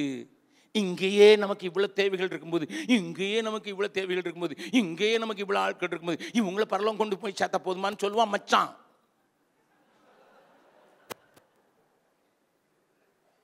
காட்டுக்கு வராட்டான். தாவீதே நீ காட்டுக்கு போ, நான் அரண்மனைக்கு தான் போகணும். ஏன்னா I cannot live a comfortable zone. Comfort ஜோனை என்னால விட முடியாதுப்பா. நல்லா கவனிங்க, யோனத்தான் நல்ல மனுஷன் தான், ஆனா வசதி குறையினா அது நீரே பார்த்துக்கிடும் டாவிட், நீரே பார்த்துக்கிடும். பெஞ்சாதியையோ இன்னும் நம்ப முடியாது. ஏன்னு நான் சொல்றேன்னு கேளுங்க. மீகாள் லவ் மேரேஜ் தான் பண்ணா. மீகாளை தாவீது நேசிக்கல, தாவீதை தான் மீகாள் நேசிச்சா. அதனால தான் பண்ணிச்சு மாட்டிக்கிட்டான். இப்போ மாட்டிக்கிட்டவனை அவன் கொல்ல போடணும். ஒன்று தப்புச்சா, ஜன்னலை திறந்து ஓடி போயிரு, எங்கள் அப்பா கொன்றுவாருன்னு சொன்னான். அந்த மீகாள் சேவகர்கள் வரும்போது எங்கள் அப்பாட்ட என்னை முதல்ல கூட்டு போங்கடான்னு சொன்னாலா? நல்ல மகளாக இருந்தா என்ன சொல்லுவா? எங்கள் அப்பாட்ட கூட்டு போ. நான் அப்பாட்ட நான் மீகாளாக இருந்தா என்ன செஞ்சிருப்பேன் தெரியுமா? அப்பா முன்னால போய் நின்று, யோ புத்தி இருக்காயா, என்னைய விதவையாக்குறதுக்கு உன் மருமகனை கொல்ல பார்க்குறீரு, நான் விதவையா இருக்கிற உங்களுக்கு நல்லா இருக்கா? அப்படித்தானே கேட்டிருப்பா. என்னைக்காவது அப்பாட்ட போய் பேசினாளா? நோ. அதனால தான் 1 சாமுவேல் 25 கடைசியில் பல்திக்கு கொடுத்துட்டாங்க. 1 சாமுவேல் 25 வாசியம் பார்க்கலாம். 25 கடைசி வசனம். சவுல் தாவீதின் மனைவியாகிய மீகாள் என்னும் தன் குமார்த்தியை காலிம் ஊரானாகிய லாயிசின் குமாரனான பல்திக்கு கொடுத்திருந்தான். இவன் பல்தி யார் தெரியுமா? இவன் பொம்பளைக்கு இருக்கேன். ஹலோ, நான் கொஞ்சம் பலத்த வார்த்தைகளை தான் யூஸ் பண்ணுறேன். ஏன்னா அப்னேர்ட்ட சொல்லுவான் தாவீது, நான் விருத்த சேதனால சம்பாதிச்சு 200 பேரை கொன்று சம்பாதிச்சு என் மனைவியை கூப்பிட்டு வந்தா தான் நீ என் கூட சமாதானம் பண்ணலான்னு அப்னேரு அவளை கூட்டிகிட்டு வர்றான். கூட்டிகிட்டு வரும்போது நீங்கள் இதை பைபிள் படிச்சிருக்கீங்களே? பைபிள் ஸ்கூலில் போனால் இதெல்லாம் படிக்க மாட்டீங்க. இது பைபிள் படிக்கணும். நல்லா கவனிங்க. ஆமாம், அந்த பல்திக்கு இவன் மனைவியா இருக்கனால அந்த அப்னேர் வானோடனே இவன் மீகாலம்மா வாரா. பழைய பணம் நம்பர் 1 நம்பர் 2 இருந்து நம்பர் 1. இந்த அம்மாவுக்கு என்ன அர்த்தம்? எங்கே இருந்தாலும் சரிதான், எவனாவது புருஷன் இருந்தால் சரிதான். கூட்டிட்டு வரும்போது பல்தி பின்னால அழுது கொண்டே வந்தானா. யார் அழணும்? யார் அழுது இருக்கணும்? மீகால் தானே அழுது இருக்கணும். ஐயோ, அப்ப அவன் தான் நாடோடியா திடீரான்னு எங்க அப்பா இவனுக்கு கொடுத்தாரு, இவனையும் விட்டு நீ பிரிக்கிறீன்னு மீகால் அழுதல. அழுதது யாரு? அவனுக்கு தான் பஞ்சாதி பைத்தியம் அழுது. அப்னேர் கொஞ்சம் பலத்தமா வீட்டுக்கு போயிட்டான், சத்தாட்டாம. மனைவியையும் நம்ப முடியாது, மச்சானையும் நம்ப முடியாது. அதனால தான் மீகால் ஆண்டவர் எழுதிட்டாரு, உன் மடியில் படுத்துக் கொள்கிறேன் நம்பாதே. ஹலோ, மீக 7 படி. நீங்களாம் இந்த சின்ன தீர்க்க தரிசனம் படிக்கல, ஏன்னா அவங்க சின்ன ஊழியக்காரங்க. மீக 7வது அதிகாரத்தில் சொல்லியிருக்குது, உன் மடியில் படுத்துக்கொள்கிற மனைவியின் மேலே நம்பாதன்னு சொன்ன அர்த்தம் என்ன தெரியுமா? அவளை சார்ந்து வாழ்ந்து விடாதே. நான் தைரியமாக சொல்ல முடியும், என்னுடைய மக்கள்லாம் தெரிவாங்க, என் மனைவிக்கு இப்போ ஒன்றுமே செய்ய முடியாது. She is on the bed totally. நிற்க கூட முடியாது. ஆகஸ்ட்லேயே நீங்கள் கொண்டு வரும்போது கொஞ்சமாக 2 அடியாவது வைப்பேன், அதுவும் முடியாது. நான் மட்டும் மனைவியை சார்ந்து இருந்திருந்தேன்னா நான் இந்த ஓட்டம் ஓடுவேன் ஐயா. போன வருஷம் மட்டும் 425 பிரசங்கம் பண்ணியிருக்கேன், பல ஊரில், பல நாடுகளில். Nothing stopped me. I love her. She loves me like anything. No doubt about it. There is no problem between our marriage. Not at all. Not a single day. நல்லா கவனிங்க. டிசம்பர் 31 எங்களுடைய வழக்கம், நாங்கள் பிள்ளைங்க பேர பிள்ளைங்க எல்லாரும் சேர்ந்து எங்கேயாவது ஒரு இடத்துல போய் தனியாக கொஞ்சம் ஆண்டவர் ஸ்தோத்திரம் செலுத்தி எல்லாரும் சாட்சி சொல்லி ஒருத்தருக்கு ஒருத்தர் ஜெபம் பண்ணி அப்படி செய்கிறது வழக்கம். ஆனால் இந்த டிசம்பர் 31 அது சண்டே வந்துட்டு. சண்டே வந்ததுனால காலையில் ஆராதனை முடித்த பிறகு 11 மணிக்கு மனைவியை தூக்கி வண்டிகளை வச்சு பிள்ளைங்களும் நாங்களும் பக்கத்தில் இருக்கிற ஒரு பார்க்கில் போய், அது பூட்டப்பட்டிருந்த பார்க்கை திறக்க சொல்லி உள்ளே போய் நாங்கள் ஒரு பெரிய ஷீட்டை விரித்து அதில் உட்காந்து கொஞ்ச நேரம் பிள்ளைங்க விளையாடினாங்க. அதுக்கு பிறகு எல்லாரையும் கூட்டி வச்சு சாப்பிட்றதுக்கு முன்னால் நான் வழக்கத்தின்படி 3 காரியத்தை கேட்டேன் அவர்களுக்கு. நம்பர் 1, 2023 உன்னை அதிசயிக்க பண்ண ஏதாவது ஒரு காரியம் உண்டு. 5 வயசு பேரனும் இருந்தான். 5 வயசுலேருந்து நான் 77 வயசுக்காரன் வரைக்கும் நாங்கள் எல்லாரும் சொல்லணும், உன்னை 2023 அதிசய காரியம் என்ன, அதிசயிக்க பண்ண காரியம் என்ன? ஓகே. 2வது கேள்வி, உன்னை சோர்வுக்குள்ளாக்க அல்லது உன்னை வருத்தப்படுத்தின காரியம் என்ன? 2வது. 3வது, 2024 இதுவரைக்கும் சாதாரணமாக செய்யாத தீர்மானத்தை நீ இந்த வருஷத்தில் என்ன செய்ய போற? 3 கேள்வி. குட்டீஸ் ஃப்ரம் 5 இயர் எல்லாரும் சொல்லணும். அப்படி யாராவது சோறு உண்டாக்குன காரியம்னா அந்த குட்டி பிள்ளையும் போய் இன்னொருத்த மேலே கை வச்சு ஜெபம் பண்ணு, வாயை திறந்து எல்லாரோட சேர்ந்து ஜெபம் பண்ணும். அது வாயை திறந்து ஜெபம் பண்ணு. இது நாங்கள் பண்ணுற ப்ராக்டிஸ்னா தலைமுறையா என்றென்றுமாய் தேவனின் அடைக்கலம் ஆனாரேன்னு பாடுறது மட்டும் இல்லை, காட்டணுங்கிறதுக்காக நான் செய்திருந்த வழக்கம். எல்லாரும் சொன்னாங்க, என் 7 வயசு பேத்தி எந்திரிச்சு சொன்னா, என்னடா உன்னை ரொம்ப வருத்தப்படுத்திட்டான், அப்பா அம்மா எனக்கு கிறிஸ்துமஸுக்கு புது சட்டையை வாங்கி தரல. அவ்வளோ ஓப்பனாக எல்லாரும் ஓப்பனாக பேசினாங்க. நான் கேட்டேன், என்னடா சின்ன பிள்ளைடா, 7 வயசுடா, ஒரு சட்டை வாங்கி கொடுத்துருடா, என்ன எக்ஸ்பெக்டேஷன் எடுத்துருக்குன்னா அவங்க ஒன்றும் சொல்லலை. அதுக்கு காரணம் அதுக்கு நிறைய உண்டு, அதை சொல்ல விரும்பலை. லிசன், இப்போ என் மனைவியினுடைய டேர்ன் வந்தது. நான் உங்களுக்கு சொன்னது போல் அவள் தன்னுடைய படுக்கையிலேருந்து தானாக எந்திரிக்க முடியாது, உட்கார முடியாது. அவளை 4 பேர் தூக்கி நிறுத்தின பிறகு நிற்க முடியல. She is on the bed, but she is cheerful.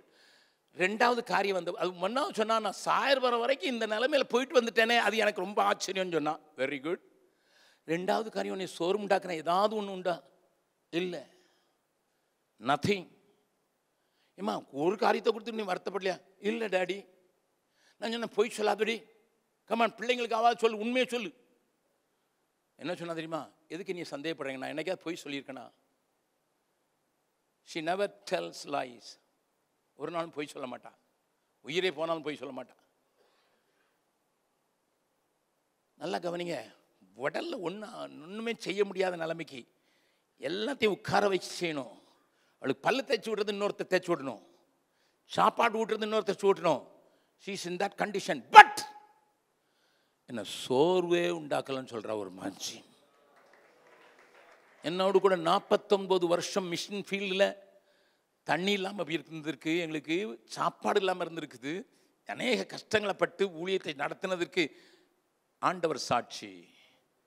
ஆரம்ப நாட்களில் ஊழியத்தில் நான் வெளியே போனேன்னா எங்கே போகிறேன்னு தெரியாது. இன்னைக்கு கூட பிரதர் ராபின்சன் கேட்டார், அக்காவை கான்டாக்ட் பண்ணிங்களான்னு. நான் சொன்னேன், 3 நாளைக்கு ஒரு தடவை அட்டண்டன்ஸ் போட்டுடுறேன், உயிரோடு இருக்கிறேன்.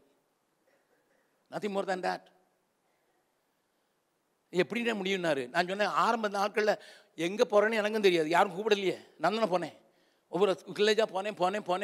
எப்போ வருவேன்னு தெரியாது. அதனால் அவளை கான்டாக்ட் பண்ண முடியாது. அன்றைக்கி ஃபோனும் கிடையாது. எங்கே போகிறேன்னு எனக்கு தெரியாது, எப்போ வருவேன்னு தெரியாது. அதனால பழக்கப்படுத்திட்டா. சரி, 10 நாள் ஊழியத்துக்கு போயிருக்காரு, இந்த மாதம் முழுவதும் ஓடுறதுக்கு ஏதாவது கொண்டு வருவாரன்னா, அநேக நாட்களில் நீங்கள் நம்பினாலும் சரி நம்பாட்டாலும் சரி, தெருவில் கிடக்கிற கீரைகளை அறுத்து தான் பை நிறைய போட்டு கொண்டு வந்திருக்கேன். ஆனால் என் மனைவி ஒரு நாள் முறுமுறுத்ததில்லை. என்னையா 10 நாள் போயிட்டியே சொன்னதில்லை. She was happy and we were happy. இன்னைக்கு அப்படித்தான் இருக்கும். எதுக்கு சொல்கிறேன் தெரியுமா? இன்றைக்கி எங்களுக்குன்னு தனியாக கொடுத்து எங்கள் வீட்டில் வந்து கொடுக்குற காணிக்கையில் தான் வாழ்ந்து கொண்டு இருந்தாலும், கடைசி நாள் 31 டிசம்பர் 31 0 கொண்டு வந்துட்டு மறுபடியும் ஸ்டார்ட் ஃபெய்த் அப்படி ஓடுகிற மனைவி தான். நல்ல கவனிங்க. மீகாள் ஆனாலும் அவ என்னை கட்டிப்படலை. இந்த மனுஷன் ஒரு தரிசனம் உள்ள மனுஷன். இவனுக்கு நான் மனைவியாக்கப்பட்டிருக்கிறேன். இவன் தரிசனத்தை என்னால் நிறுத்த முடியாது. இவனை கட்டி போட முடியாது. இவனை கட்டி போடவே முடியாது. இவன் ஓடிக்கிட்டே இருப்பான். ஒரு கூட்டம் இல்லைன்னா எங்கேயாவது கிராமத்தில் நிற்பான். 10 பேர் இருந்தாலும் அங்கேயும் சுவிசேஷம் சொல்லுவான். இன்றைக்கும் செய்கிறேன் ஐயா. என்னுடைய கூட இருந்தவங்களை கேளுங்க, நான் பெருமைக்காக சொல்கிறேன்னு நினைக்காதீங்க. சமீபத்தில் ஒரு சர்ச்சு கட்டிட்டு இருந்தாங்க, போகிறதுக்கு பாதையே இல்லை, ஒரே சகதி, கை கால் வச்சா இந்த பக்கம் இழுத்துட்டு போயிடும். பயங்கர என்ன செய்யறதுன்னு தெரியல. நானும் என் கூட இன்னொரு தலைவர் இருந்தார், ஊழிய தலைவரும். நான் என்ன செஞ்சேன் தெரியுமா? அங்கே ஒரு வயலில் ஒருத்தன் உழுகிறதுக்கு போனான். அவனை கூப்பிட்டேன், டேய் உழுகிற அந்த இதை பாருங்க, தோன்றது இப்படி தான் ஓடும், அது மேலே தான் நின்று ஆடுவோமே பள்ளி பாடுவோமேன்னு நாங்கள் போனோம். It's not a matter to me at all. இதை அறிஞ்சிருக்கா என் மனைவி. இந்த ஆளை கட்டி வைக்க முடியாது. ஆனால் இங்கே பாருங்க, மீகாளை நம்பி பார்த்தான், யோனத்தானை நம்பி பார்த்தான், சரி இனிமே ஆசாரியர் இடத்துல போனான். 1 சாமுவேல் 21வது அதிகாரம். You know that. நான் கொஞ்சம் வேகமாக போகிறேன், இதெல்லாம் விளக்கமாக பேசணும்னா 1 மாதம் பேசலாம். அபிமெலேக் போய் அகிமெலேக் கிட்ட போய் கேட்கிறான், எப்பா கொஞ்சம் சாப்பாடு 2வது வசனம் வாசிங்க. தாவீது ஆசாரியனாகிய அகிமெலேக்கை பார்த்து, ராஜா எனக்கு ஒரு காரியத்தை கட்டளையிட்டு, நான் உன்னை அனுப்பின காரியமும் உனக்கு கட்டளையிட்டதும் இன்னதென்று ஒருவரும் அறியாதிருக்க வேண்டும் என்று என்னோட சொன்னார். இன்ன இடத்திற்கு வர வேண்டும் என்று சேவகருக்கு சொல்லி இருக்கிறேன். என்னப்பா தனியா வரான்னுட்டு உடனே சொல்றான். அடுத்த 3வது வசனம் பாருங்க. இப்போதும் உம்முடைய கையில் இருக்கிறது என்ன? 5 அப்பமாகிலும் என்னவாகிலும் இருக்கிறத என் கையிலே கொடும் என்றான். ஆசாரியன் போய் ஏதாவது சாப்பிட, ஏதாவது என்னத்தையாவது கொடுப்பா.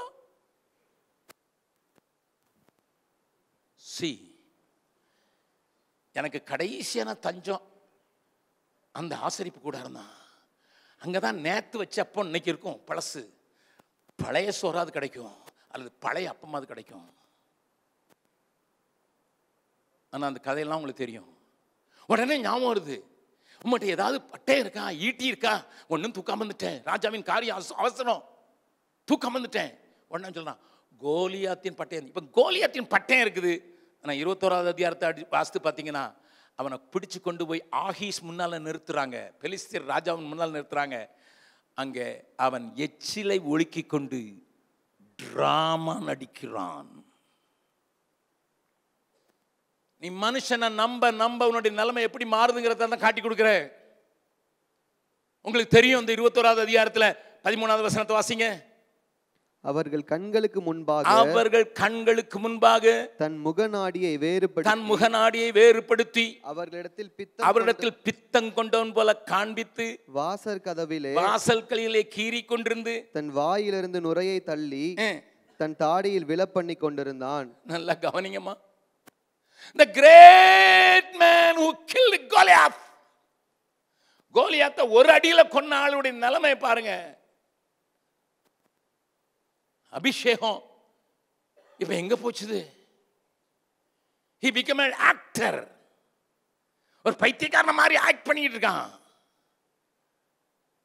அவன் கைக்கு தப்பு வைக்கணும். I depend on my உள்ளுக்குள்ள இருக்கிற அந்த புதைந்து கிடக்கிற தாளந்த உபயோகப்படுத்துற. எனக்கு பைத்திய மாதிரி நடிக்க தெரியும். நீங்க பெரிய நடிகரா தாவீதே, உங்களுக்கு நடிக்க தெரியுமா? பாருப்பா நான் நடிச்சு காட்டுறேன் பாரு. நடிச்சு காட்டின உடனே அவன் சொல்றான் எனக்கு பைத்தியத்துக்கு குறவில்லை, அங்கே குழந்தைங்க விரட்டி விட்டான், தப்பிறான். அதுக்கு பிறகு என்ன செய்யறான் பாருங்க. 22வது அதிகாரம் முதல் வசனத்தை வாசிங்க. தாவீது அவ்விடத்தை விட்டு தப்பி அதுல்லாம் என்னும் கெபிக்கு போனான். He wanted to go and hide himself. அதுக்கு முன்னால் என்ன செய்யறான் பாருங்க, வாசிங்க 33வது வசனம்.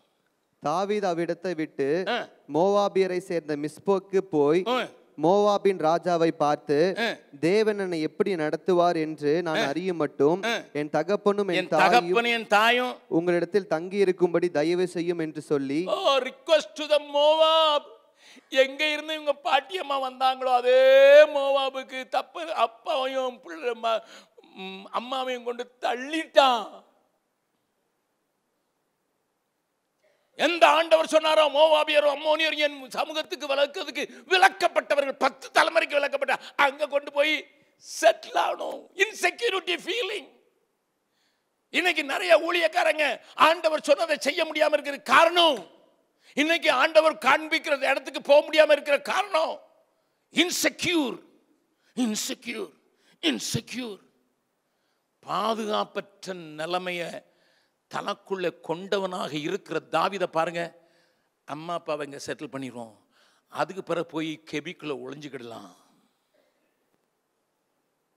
நீங்க உங்களே கேட்டு பாருங்க, எதுக்கு மிஷன்ஸ்ல நீங்க ஈடுபட மாட்டேங்கிறீங்க? Because you feel insecure inside, you don't show it outside because you are a great actor. பாதுகாப்பே இல்லை. கிறிஸ்துவுக்குள்ள பாதுகாப்பு இருக்கிறது உங்களுக்கு தெரியல.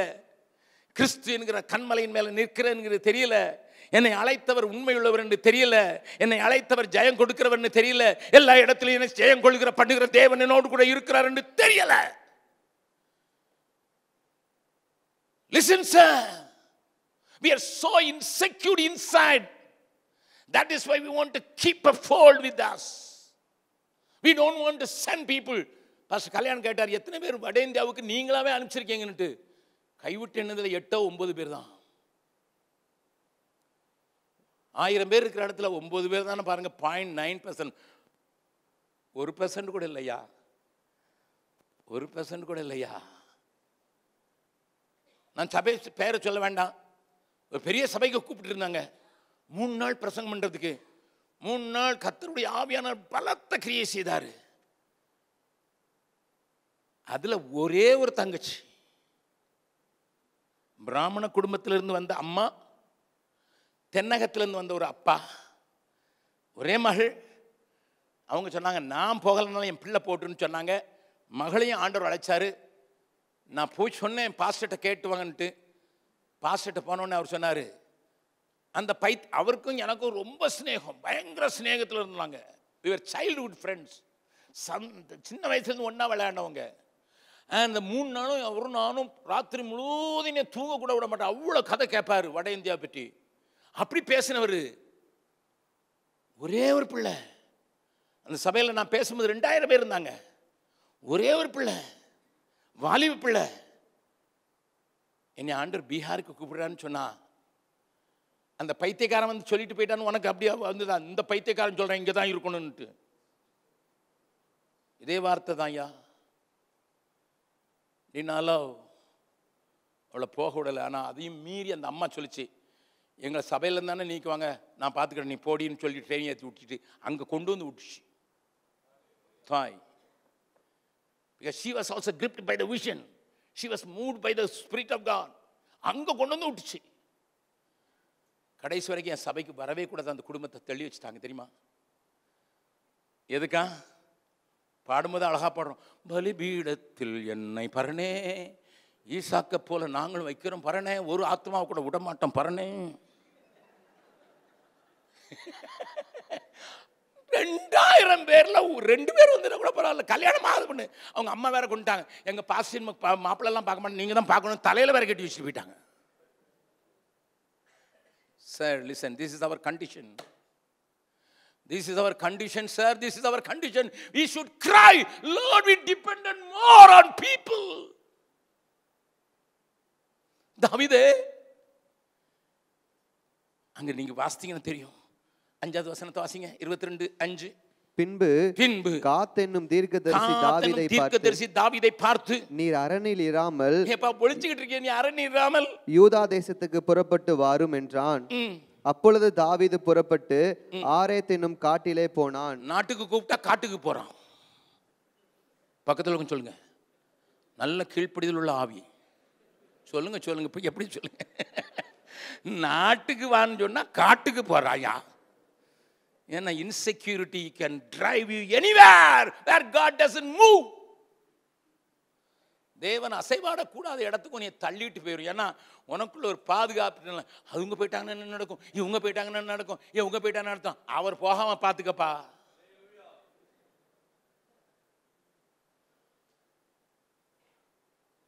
தேவன் உங்களோடு கூட பேசுகிறார். அபிஷேகம் பெற்ற மனுஷன், அதிசயங்களை நடப்பித்த மனுஷன், ராட்சசர்களை கொண்ட மனுஷன். But his attention is driven to man, man, man, man, man. கடைசியில் சுற்றி இருக்கிறவங்களை நம்பி இருக்கிறான். நல்லா கவனிங்க. எ டே கேம், நேரம் இல்லை, நேரம் ஓடுது. திருப்பங்க 30வது அதிகாரம். அதுக்கு பிறகு பெலிஸ்தியர் தேசத்துக்கு போயிட்டான். 27வது அதிகாரத்தை வாசலாம். 27வது அதிகாரம் 1வது வசனம். பின்பு தாவீது இதுக்குள்ள நிறைய நடந்துச்சு. பின்பு தாவீது, நான் எந்த நாளாகிலும் ஒரு நாள்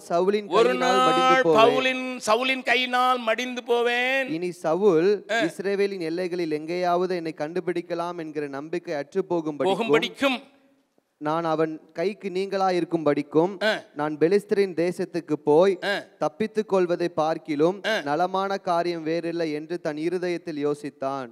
எல்லாத்தையும் தாவீதே நீ கேப்பியப்பா, ஏபோத்தை கொண்டு வாடான்னு சொல்வியே தாவீதே. நான் பெலிஸ்திய தேசத்துக்கு போகலாமான்னு ஒரு கேள்வி கேட்க மாட்டாதா தாவீதே? கேகிலாவின் குடிகளை அடிக்கலாங்கன்னு போது கூட எப்பா நான் ஆண்டவரே போலாமான்னு கேட்டியா தாவீதே? You are looking for your answer now.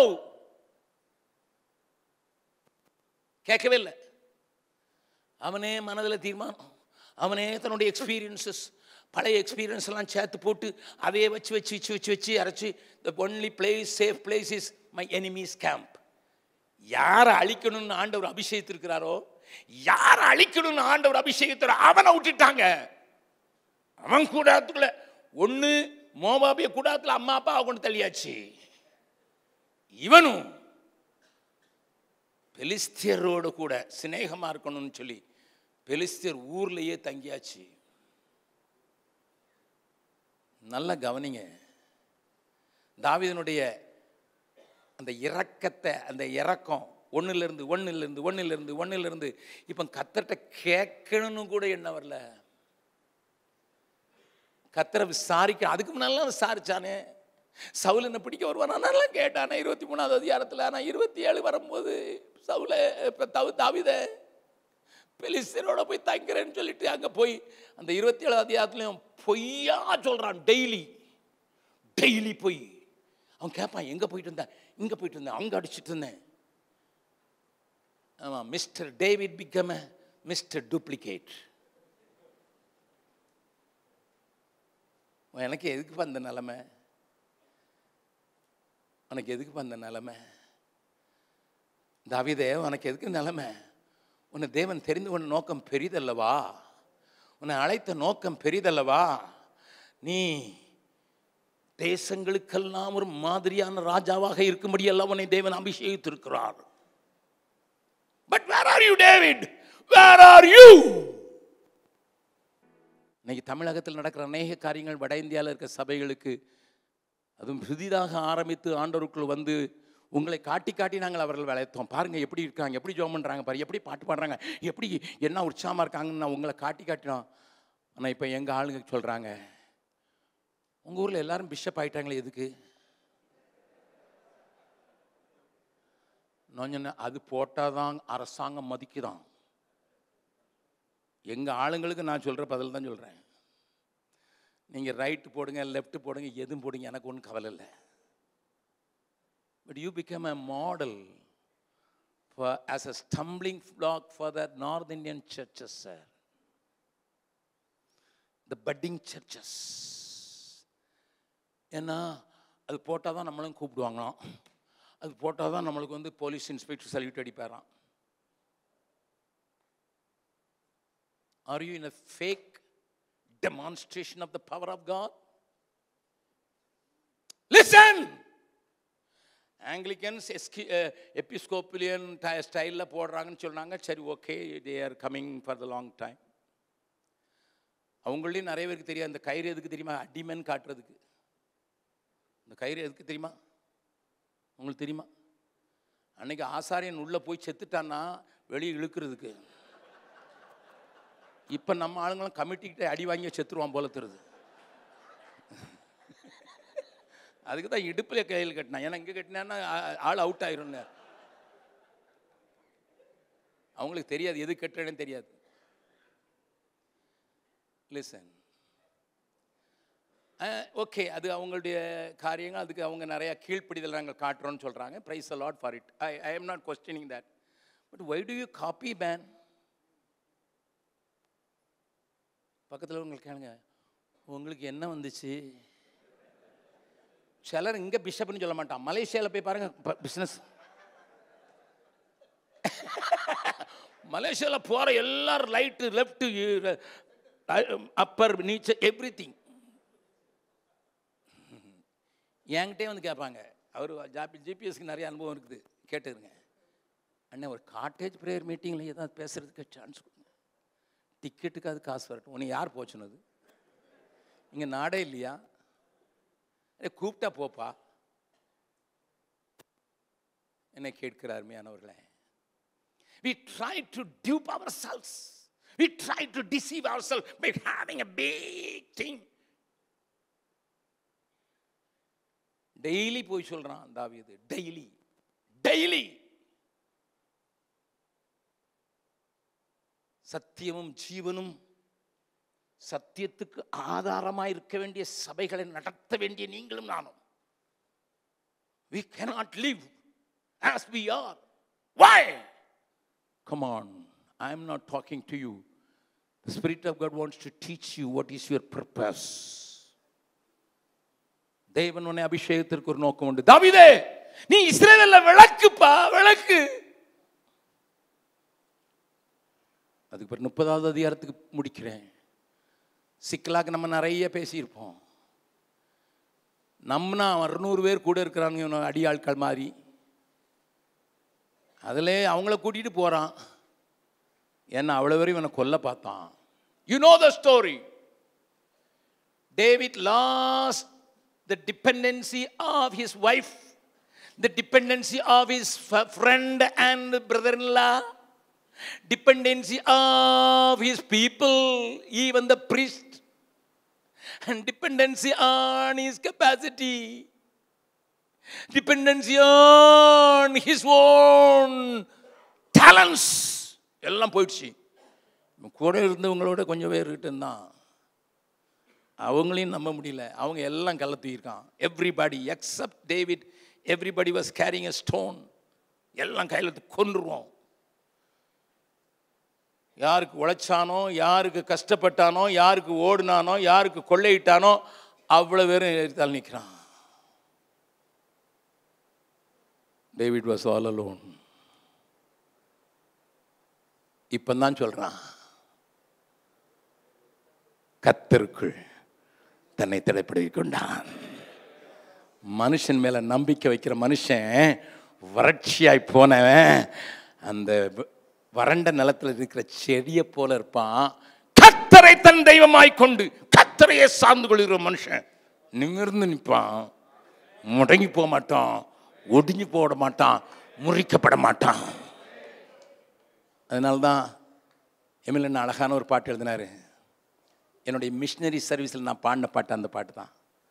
நான் மிஷினரி அனுப்பப்படும் போது என்னை அழைச்சி பாஸ்கர் தாசின் மேலே கை வச்சு வடநாட்டுக்கு கண்ணீரோடு கூட ஒரு 200 பேர் இருக்கிற சபையில் என்னைய கண்ணீர் எல்லாரும் அழுகிறாங்க ஓன்னுட்டு. ஐயோ நாங்கள் இவர் முகத்தை பார்ப்போமா மாட்டோமோன்னு சொல்லி தான் எனக்கு ஜெபம் பண்ணாங்க. ஆனால் நாங்கள் பாடின பாட்டு என்னாக்கு அர்ப்பணத்துக்கு பாடின பாட்டு, கர்த்தனே எம் துணையானி நித்தமும் எம் நிழலானி, கர்த்தனே எம் துணையா. எழுந்து நின்று பாடலாமா? கர்த்தனே எம் துணையானி நித்தமும் எம் நிழலானி, கர்த்தனே எம் துணையானி. எத்தனை இடர் வந்து சேர்ந்தாலும் கர்த்தனே அடைக்கலமாயினார்.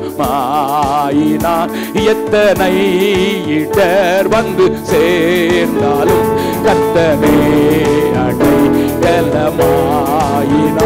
மனுமக்களில் இவர் போலுண்டோ, பின் உலகிலும் இவர் சிறந்தவர்.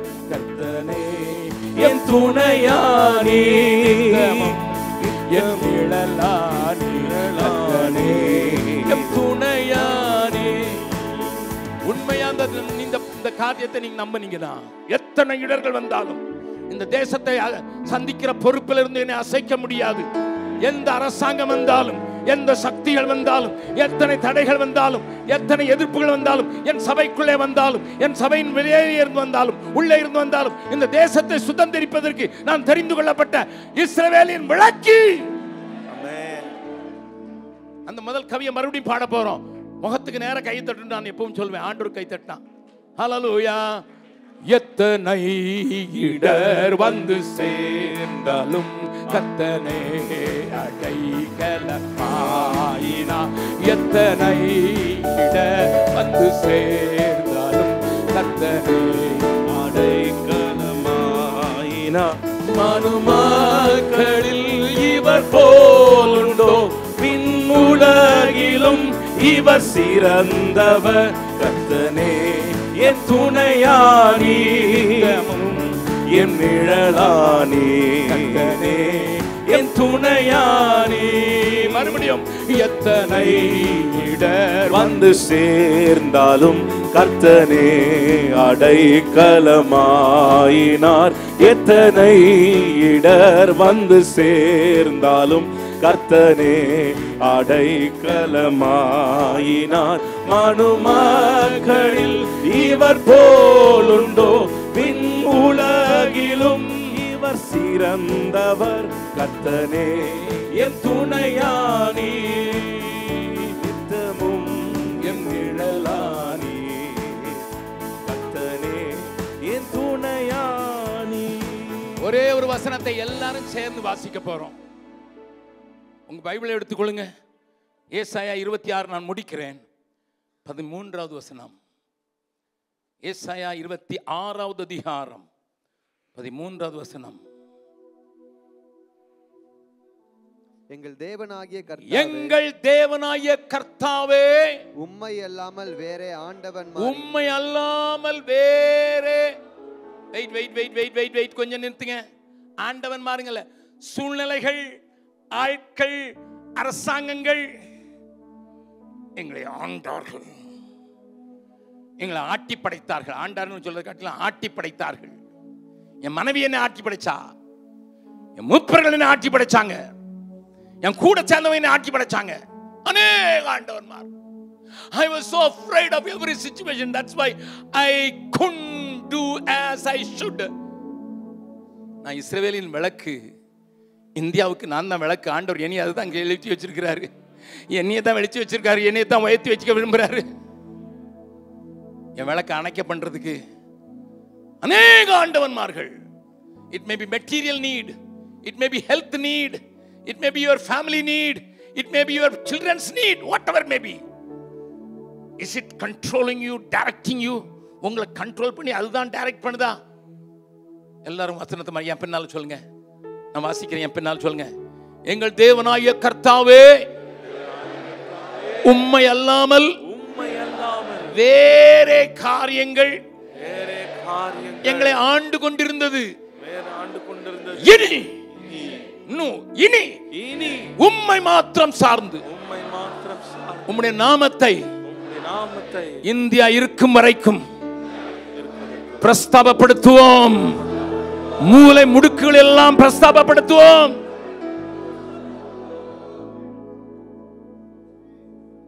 ஒரு நிமிஷம் கண்களை மூடி இது உண்மையான சொன்னா, உண்மையான சொன்னா, இந்த வசனத்தை உண்மையால என்னால் படிக்க முடியுதா? Is it anything else driving me or the driving spirit of God? என்னை ஆட்கொண்ட இயேசுன்னு பாடுறமே, அவரால் நான் இயக்குவிக்கப்படுகிறேனா, அல்லது நான் முதல்ல சொன்னது போல திரியின் பலத்தில் எரிஞ்சு கொண்டிருக்கேனா, அல்லது எண்ணெயின் பலத்தில் எரிஞ்சு கொண்டிருக்கேனா? திரியின் பலத்தில் எரிந்து கொண்டிருந்தா என்னுடைய நிலைமை எப்படித்தான் இருக்கும்? I will be emptied. எல்லாம் இழந்து, எல்லாத்தையும் இழந்து நிற்கிற நிலைமைக்கு தனியாக்கப்பட வேண்டிய சூழ்நிலை வந்துடும். மனுஷரையும் மனைவிகளையும் மக்களையும் இழந்து நிற்கிற நிலைமை. அப்ப சொல்றான், கர்த்தருக்குள் என்னை திடப்படுத்திக் கொள்வேன்.